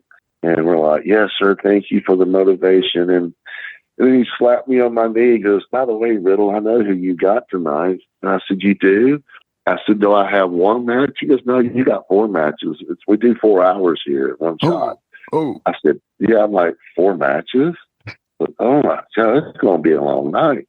He goes, "Yeah, your first match is Andre the Giant." Oh. I look at Tommy and I look back at Mean Gene. I swear to God, you know what I did? I started unlacing my boots.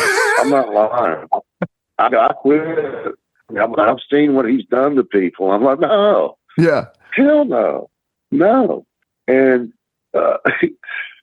Mean Gene, he starts laughing, and I'm like, there again, I'm gullible. I am, and people pick up on it. He ribbed me so hard. He goes, kid, calm down. No, I'm just playing with you. You don't have Andre. He goes, yeah. And I mean, I'm like, I'm over in my pants, breaking wind and about to gag and cheat when I got to pee. And, I'm like, no, I'm done. I'm going back to the South.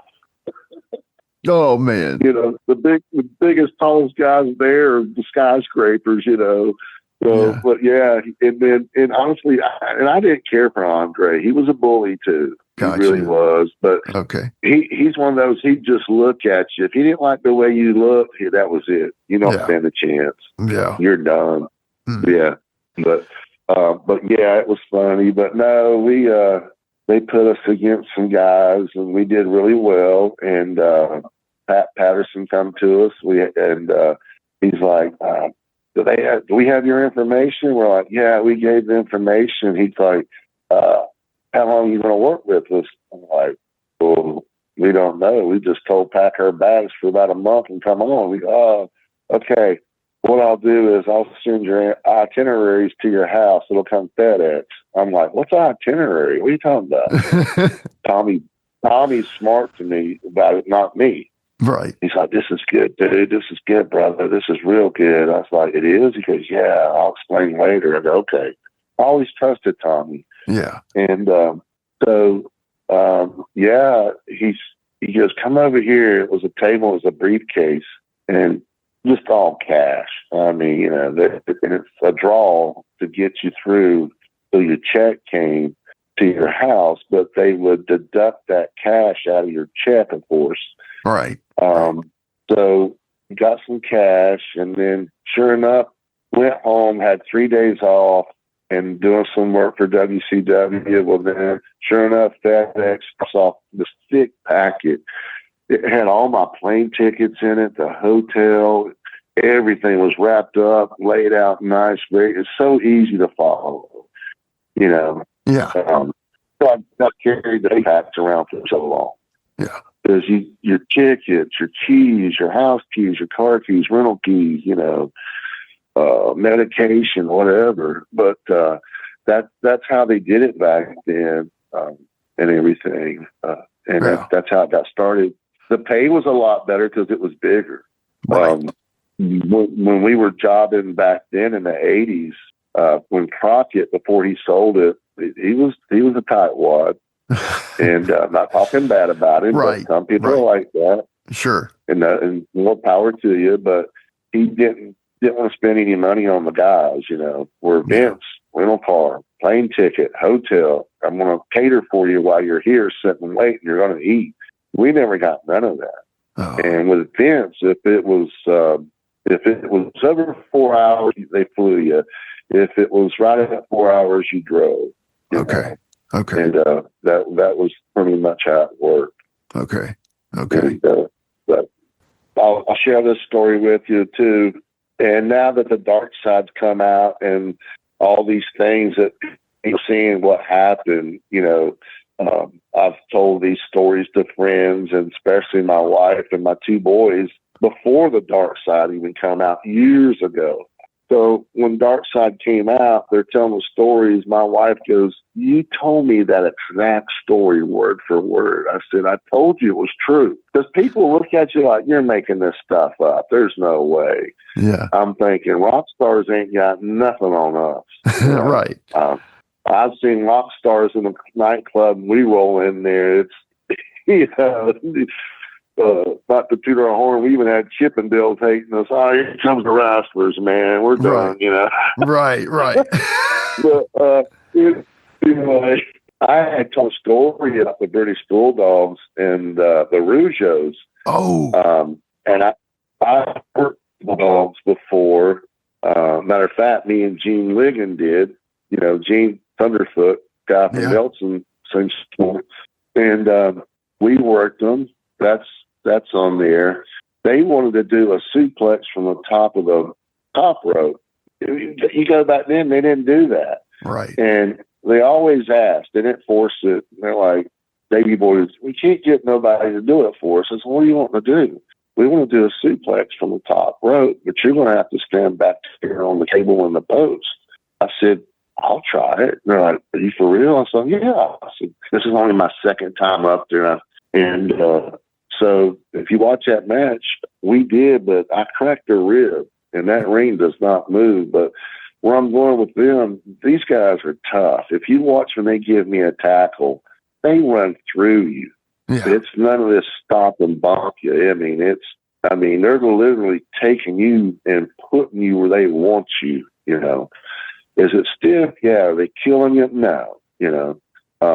And they, you know, they don't want to hurt nobody. And then Tommy and I, we worked the Rougeos many a time. Yeah. And we didn't know there was heat going between them, you know. Yeah.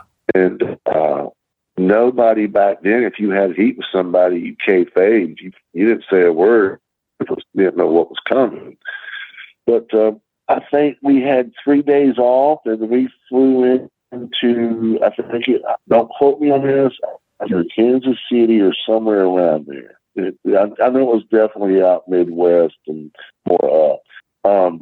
Everybody was in catering. All the boys, you know, were all eating. Everybody's in there. And usually when you got done, either you already had your gear on or you were getting ready to put it on. And back then you didn't have cell phones, and beepers, I think, just came out. So there was pay phones. And so we come out of catering, and I told Tommy, someone call my wife, check in, let her know, you know, we're done eating and getting closer to the show. And so I'm standing there, and I'm leaning up against the wall, and Tommy's beside me. I think he was waiting to use the phone. Something, anyway, he was there. And we see the Rougeos come out, and they're taping their wrists up. They're like, why are you taping your wrist? We got another 4 hours. They ducked down behind these pillar-like things, you know, that were at an angle. And they kept both peeping around the corner, and they kept watching the door at the commissary. And I'm talking, and me and Tommy's looking at each other, and we thought it was going to be a joke. We're like, oh, this is going to be good. Somebody's going to get a ha-ha pulled on them. Yeah. So we're waiting for it to develop. We're watching the show. You know, this is going to be a curtain jerk here. Let's watch this. So here come the Bulldogs, and they're talking, blah, blah, blah, all happy. Here come the Rougeos. They come out behind those pillars, and it was just, wow. I mean, you could hear it pop. And you could hear teeth hitting the concrete floor and bouncing around. Yeah. And I tell you what, they both took a lick. And, but Davey boy, he's tough, but the other one, the shorter one, he got the brunt end of the deal. He lost his 2 front teeth, and it didn't knock him out, which that totally, I was shocked because he was hit so hard. And then the fact he almost went to one knee, I was like, yeah, this is a tough Britishman right here. Yeah. And they got it broke up. There was too much blood, you know. It's just, he was pouring the blood. Yeah, that was, and back then you kayfabed, and they got it broke up, and they split everybody up. Pat Patterson's running around. He's like the police. He's asking and trying to figure out what's going on. Well, it got to him that Tommy and I were there standing where the phone was, and, you know, I'm like, oh, I don't want this, you know. Right. So there again, Tommy and I, we're still not in the dressing room. We're in a hallway. And the hallway that we're in, this hallway went back to a dressing room that was a smaller one. Well, that's where Vince had his office. That's where he put his office up. Oh, man. And, yeah, so we're sitting right beside the man, you know, and he didn't come out much back then. He came out a little bit, but we sit down, and me and Tommy's just like, dude, we're like, did you see? Oh, yeah, I know, man, this is crazy. You know, we're just like walking out over the fight. Right. And well, then Hogan comes out of the door there, and you can hear Vince, okay, I'll get up with you later. And Hogan shuts the door. He looked down at me and Tommy, goes, don't you just hate fighting? And we're like looking at him. He goes, you know, like real fight, like in high school. We're like, oh, yeah, I don't like to do that either. He goes, man, your stomach gets all knotted up, and you're just like, oh my God, I said, yeah, your nerves get jacked because Hogan's slick. He's smart. He was a smart man. Yeah. And I loved Terry. He was very good to me. But he was Vince McMahon's like second-hand man. He went in there and Vince was picking his brain. What do I do? What kind of punishment should I do for both, for these four guys? That's why he was in there. And they got a game plan. And when we come out, he knew that we were close by and saw it. And I said, yeah. I said, man, I hate that too. Me and Tommy just shut up. Yeah. He looked at us. He goes, all right, guys, you take care and work hard. We're like, yes, sir. Yes, champ. And he walked on. Well, then they went and got Davey Boy, and he went in the office, and he was mad. He knew nothing about me and Tommy being there, and we haven't talked with him shit or nothing either. Yeah. So you can hear, I mean, he's not holding back, and Vince is loud too. They're going at it. So he tells him to leave and go get your partner and tell him to come back. I heard that. And he slammed the door. Oh. And Vince goes, hey, like that. Slam Vince's door. Oh, man. Yeah. Well, they had the titles in too. This is when they had the belts. So they had a little leverage, but don't push your luck. Definitely not. Yeah. So they called him in there and they sent them both home. So, but when Davey Boy walked by me and Tommy, we weren't talking about the fight, but somehow he thought that we were talking about what happened, and he stops right beside me and Tommy and looks down at me like, I'm going to beat your ass. Oh. And I look at him, I'm like, what? He goes, what did you just say? I said, what are you talking about? He goes, you said you saw something? I said, and I wasn't talking about the fight. I was talking about something else. I already forgot what it was. Yeah. He was paranoid as hell. Yeah. And I'm thinking, oh, man, come on, man. I ain't done nothing to you. And I made you look good last week. Really? Come on. Yeah. So he walked on. And it's funny how they don't mess with Tommy, by the way. You notice how it's always me? I did notice that. Yeah. I'm like, dude, what? Yeah, I've got a big heart and I'm gullible, but come on, let's not milk it. Right. But they basically sent them all four home.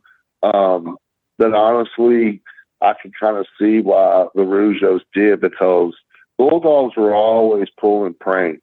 Oh, yeah. They'd slip you something in your drink, you pass out. If you fell asleep, they might shave your mustache, half of it off, or your eyebrows, or give you a mullet or a mohawk. You just didn't know. Right. Right. And people like that, me and Tommy, we just didn't get around them. I don't believe that. Yeah. It's nothing personal. We just laid low. Hey, how you doing? I shake your hand. I'm going over here. Yeah. But it definitely gave them some humble pie. But there was a lot of fighting backstage, between the Roids, and a lot of them were doing drugs. And then you throw in the ego in there, and you got three things. Yeah, I think about it this way a lot. I think about, the jocks in my high school. I played basketball. I wasn't like what you would say a quintessential jock. There's the... No, but I did too. Yeah. I played basketball, actually. Yeah, I guess what I mean by that is, like, if you throw all of the top jocks from every high school you went to and all around, there's bound to be some trouble. You know what I'm saying? If you've got all the top dudes from everywhere around the world, and they're all right there, there's going to be some ego. It's just going to happen, Oh, yeah. Yeah. Especially if you want to win every time. Right. If you're one of these real competitive people, which there's a lot of that in that locker room, and that's a good thing, because that's a motivator, Sure. That's what I call it. But in a good way. Right. Right. When you don't have any competition, then you settle. Yeah. Right. Right. You had a whole bunch of career. You end up going back to NWA and working some more for them. You end up in South Atlantic for Nelson and Paul Jones and Frank Dusek and everybody. But I want to get to Wildside, if you don't mind, because that I remember, being a huge fan of pro wrestling, and then all you could hear about on the indies, especially how hot was Wildside and Bill Behrens and all those guys. I especially want to talk about your tag team with you and Sean Royal in Total Destruction. I'd love to hear some stories. Yeah. I'll have to say, I love Tommy to death. We've got great memories. And, we wasn't officially tag teams.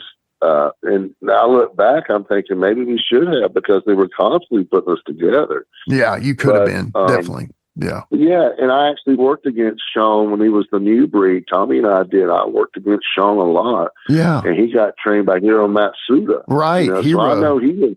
Yeah. Yeah, I said, well, that place for Nelson and Gene, if you come out of those two camps, unless you come out of Nick Bockwinkel up north, you're the man. I mean, you got it. You got some good ones, but those are some of the best. Yeah. For sure. Yeah. So that helped. Yeah. And I was already, when you talk about the Wild Side, it first started out as NCW. Okay. And then the guy that started that, he turned around and sold it to Bill Behrens, and Rick Michaels had a hand in that too, because he was part owner of the NCW. Okay. He was part owner of that. And great guy, loved him to death. He worked hard, great worker, funny. And then I was doing other things, other little shots here and there, nothing major. I'm getting older and not traveling as much, and I got a boy now and want to stay close to home. And Buddy Landell and I did a lot of traveling together and did a lot of independence, and I did with Greg Valentine too up in Virginia. And then I'd heard that they had sold it. Now it's called Wildside, and I said, "Oh," they're like, "Yeah," and they still was at the same building. They actually started NCW up at Western North Carolina College. There was a bar there. Okay. And they used to have bands coming in. And the Hardy Boys come through there. A lot of big names that were trying to dip their toes in the business. And they, that Matt and Jeff was there. A lot of good guys Shane come Helms, to there, believe it or not. Yeah. Great guys. Great. Loved it. And, first time I saw the Hardy Boys, I was like, wow, these kids, they're going to go somewhere, but they hadn't been trained like us old timers. I didn't know that, but they're the high flyers. But I said, they understand the psychology of it. So I said, they've been watching. Yeah. They know the psychology, but they're putting their spin on it. So I said, okay. So they invited me. So I went down there and I met Bill, and Bill goes, "Yeah, I've seen all the old tapes and stuff. We'd like to feed you back in and stuff." And at this time, I've been really in the weight room hard. I had more time, and I was actually wanting to get into a little bodybuilding because that was another goal of mine. Yeah, you were looking great, man. Yeah. Yeah, I was trying really hard and let my hair grow out, even though it was receding. It's okay. And, I love it. Yeah, I always said I wanted long hair. I don't care if it's receding. I'm going to do it. Yeah. And it just helped that look too, that biker gimmick, just that dirty, mean looking biker. So I'm there. I'd already worked a couple of shows, and Bill's like, "Yeah, come back. And I said, "Yeah." I said, "You got some really good young talent here." And that's when I first met AJ Styles. He was just a kid. Oh, man. I mean, just a kid. And he's jumping around off these ropes. And I'm like, who is this kid? He's got big cojones to be pulling off some of the stuff, Yeah. And then it made me think of the Hardy Boys, too. I was like, this is becoming a fad. I see more and more of this. This is their generation, what they're bringing, and it was impressive. I was like, okay, you don't have two big bears in here just pounding each other. You've got some high flying and backflip. Yeah, it's like, hey, this is pretty cool. And I like that about Bill Behrens. He brought a variety of big guys, high flyers, hardcore stuff, and he understood the philosophy too. very easy guy to get along with. Okay. You know, Yeah. he throws and think the world of. So I go back my fourth time, and I actually even helped put over Easy Money. They asked if I would put him over because he was getting ready to go to ECW. I said, "Yeah, I love that kid." It was Jericho, Kid Cash, and Golden's buddy. Oh yeah, David Jericho. Yeah. Love it. That's awesome. Yeah, I've got a lot of stories about him. He lived with me for a while, actually, and we traveled and tagged together.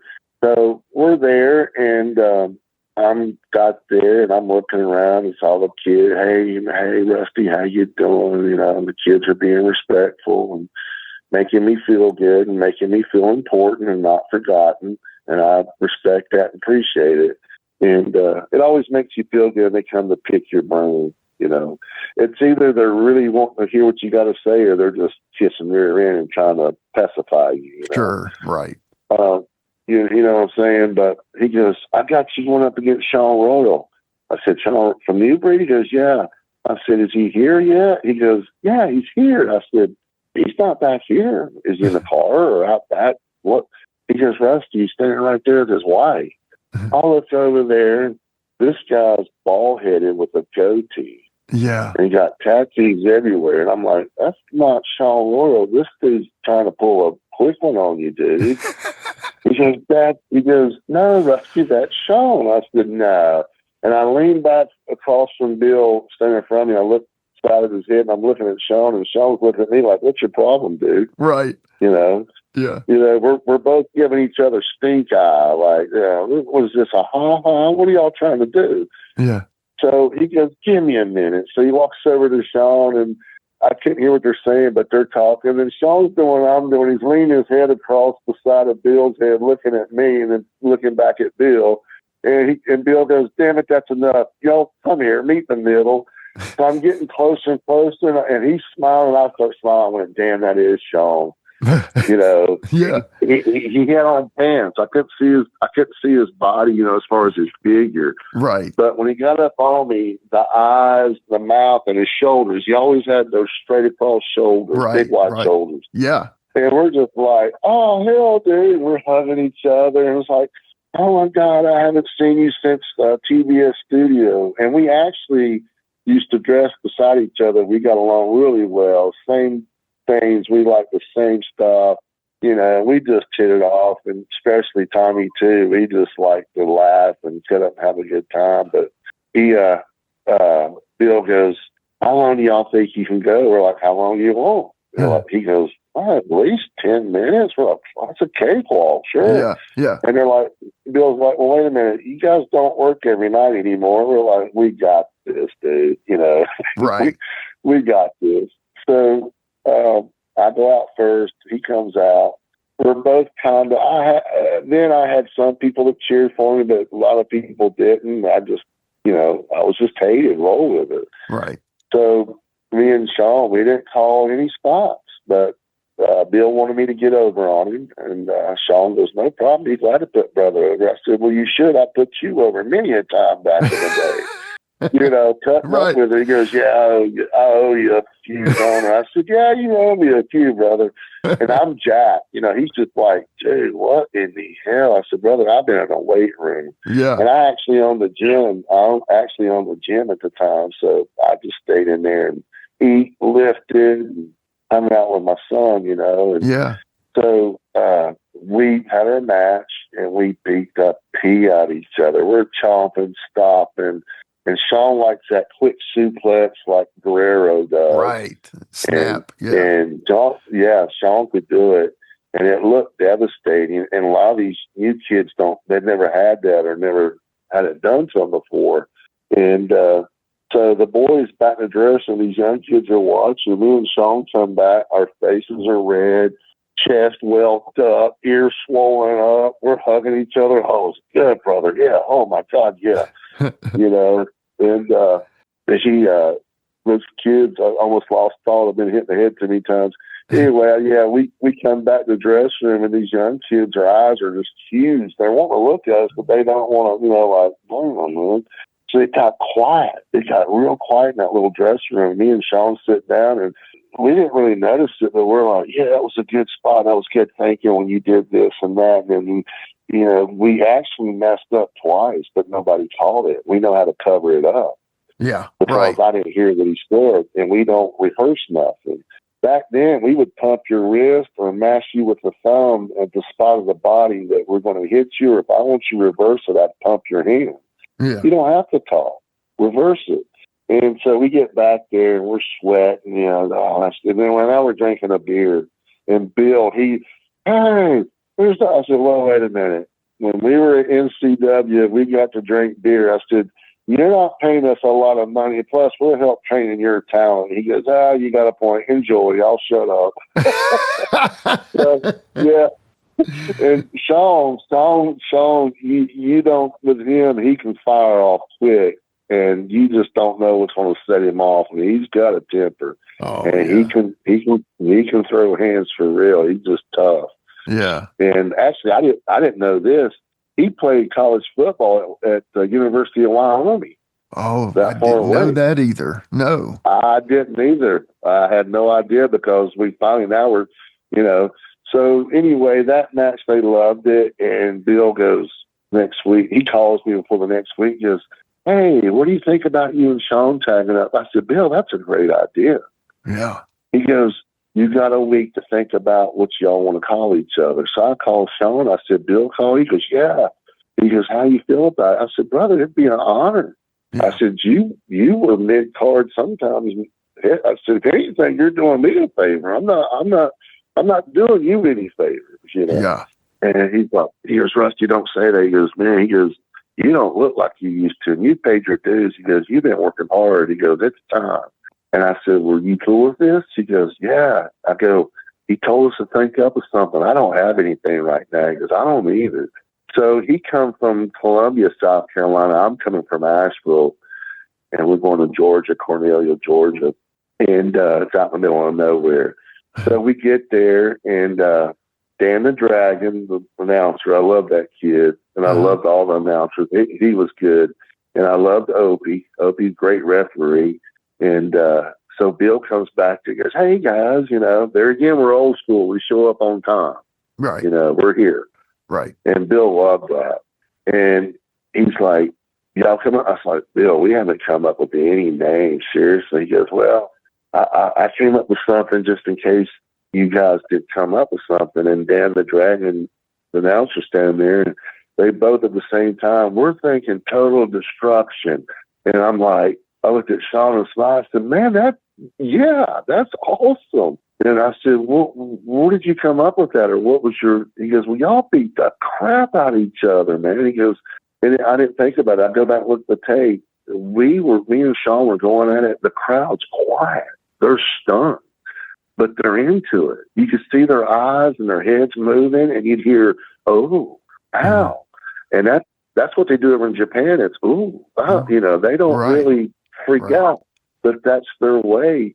It's a lost art where I'm going with this too. Yeah. Yeah. And Bill was smart enough. If I can get that in some of these boys that are young, this is great. Yeah. And we were willing to help. Right. We were willing to help.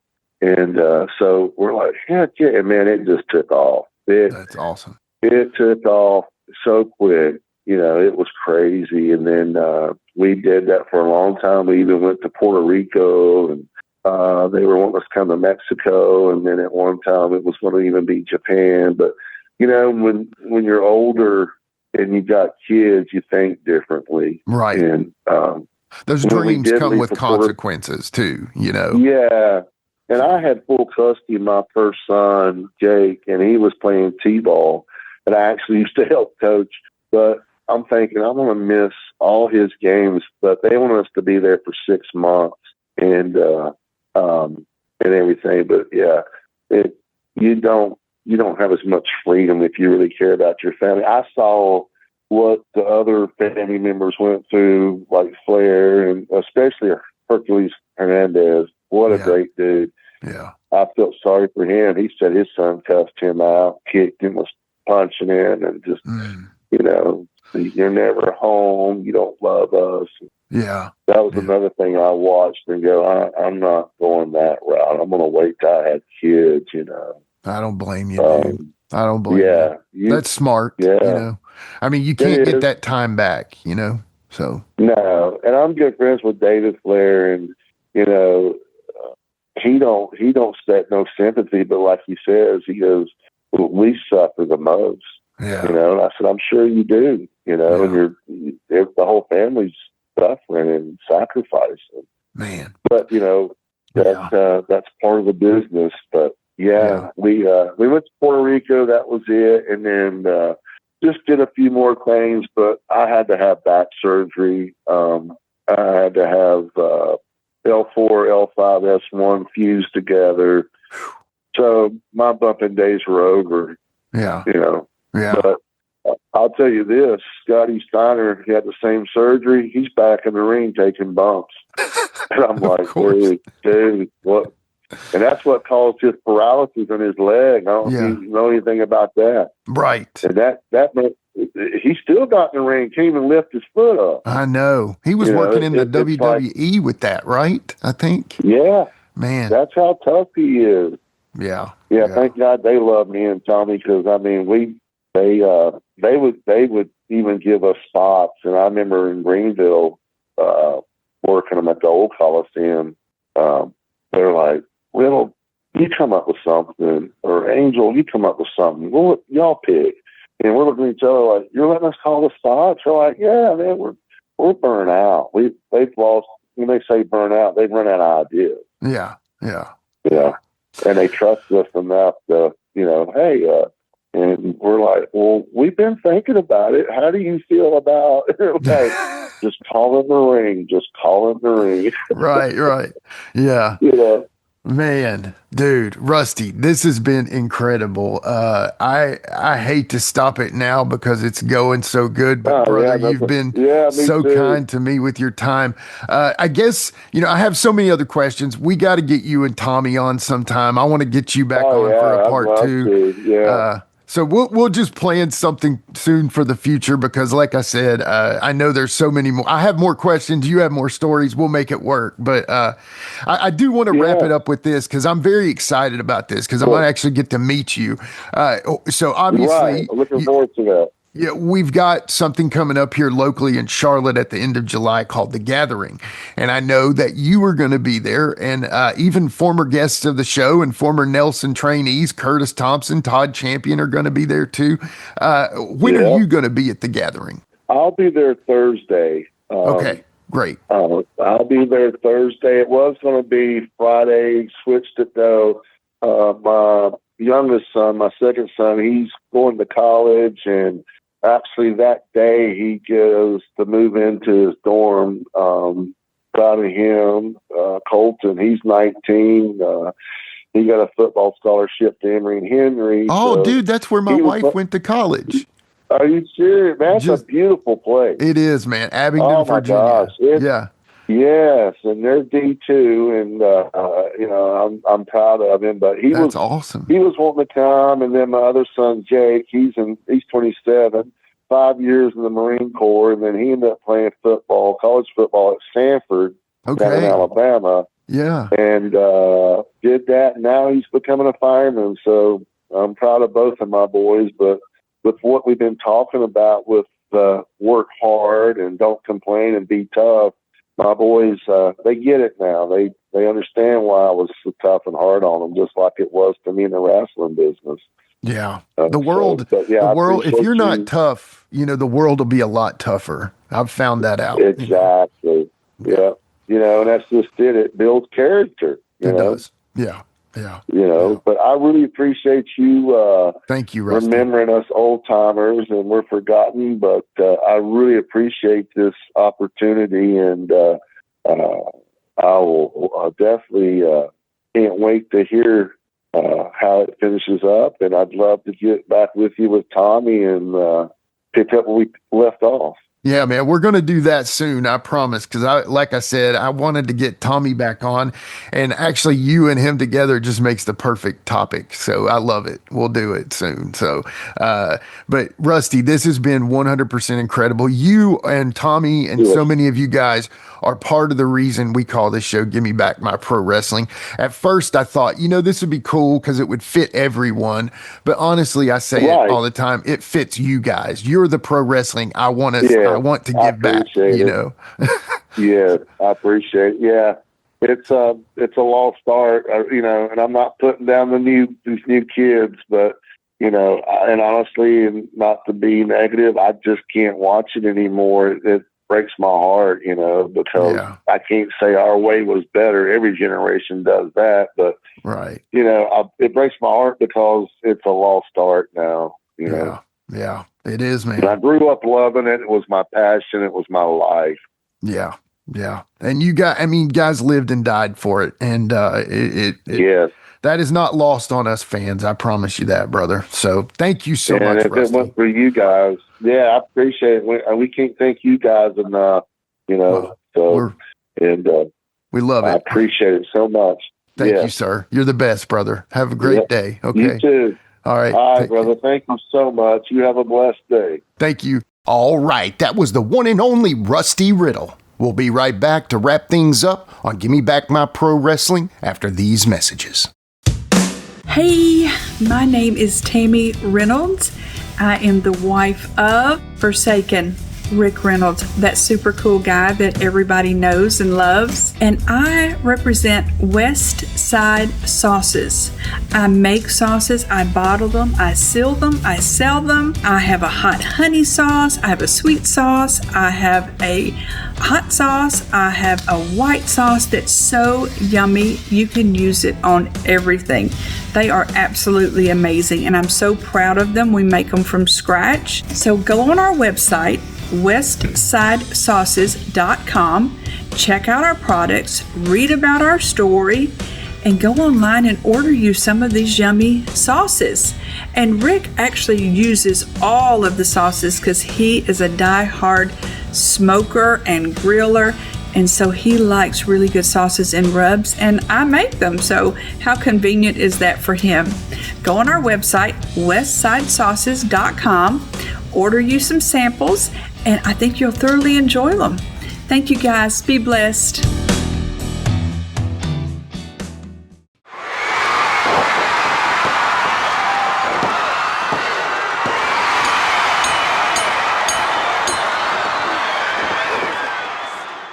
All right, we are back, and guys, that was Rusty Riddle. Man, Rusty's got a cool story, and we could have kept going and going and going because, man, he's just got a ton of great stories. He was there for the Rougeaus Bulldogs fight, the Paul Orndorff Vader fight. I mean, dude has seen a lot just hanging back, him and Tommy, the crew, man.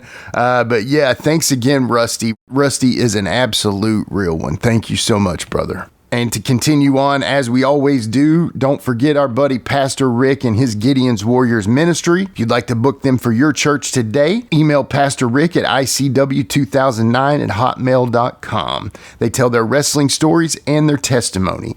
Book them now at icw2009@hotmail.com. Continuing on, keep our buddy Ben Jordan in your prayers. He had his last full chemo treatment Monday, and now they have a new plan for some more other stuff. So just keep our buddy Ben in your prayers. I know he definitely appreciates it, and we do too. So he's not out of the fight, but he's fighting, and that's what's important. So love you, Ben. Y'all keep it up for Ben. And honestly, just keep all of us here on the show in your prayers too. We really appreciate it. Every one of us can use it, and we greatly appreciate it. Quinton, Jared, and I greatly, greatly appreciate you. And guys, just check on your people. It's getting tough out there, and I know it's honestly just been tough for a while, and you guys never know what a phone call might do for somebody. Sometimes you think, man, I'll just call them tomorrow, and sometimes that tomorrow never comes. So just give your buddy a call today. If you have a friend you haven't called in a while, give them a call. They'll appreciate it for sure. All right, guys, next episode, you know I won't spill it here, but brother, it is a great one. I'm just going to tell you that. Just, yeah, one we've wanted for a while, and it's finally going to happen, and I'm so stoked for y'all to hear about it. But if you want to hear about it as soon as humanly possible, you got to follow us on @GMBMPW on Facebook, Instagram, YouTube, and X. Guys, thank you all so much for liking, sharing, following, subscribing, all that great stuff. But most importantly, we appreciate you for listening. It means the world to us, and we can't thank you enough for it. So, for the one and only Rusty Riddle, this has been Gimme Back My Pro Wrestling, and we'll see y'all next time. Don't forget. Let me tell you something, Colt Twins. That'll never, ever happen again. I promise you that. Double Mint Twins, my ass. You got something you want to add to this, brother? I'm glad to see that the promoters have got the message. Finally, it sunk in, Bill. Steve Chance, you went and got somebody worth a damn. Now, the fact that their idea of a good time is pumping some iron and a shot in the rear, while our idea of a good time is rolling a J and a beer. And don't forget the women, big dog. You two blonde bombs couldn't beat me on my worst day. I'm glad that you have got some work. The promotion decided to give you a chance, because we've been needing somebody worth a damn. They got all these punks out here. We've been going through them like water. Who have we beat up? Everybody! Hello, boys and girls, and welcome to the Brother Love Show! This is not the Brother Love Show, and we do not love you! We like to kick your ass! It's what we do for a living! It's fun! We enjoy it! Thank you very much! Have a nice day! And by the way, to Al Getz, thank you very much for the beer, sir! Whatever Al wants, Al gets! The end. With a tear in my eye, this is the greatest moment in my life.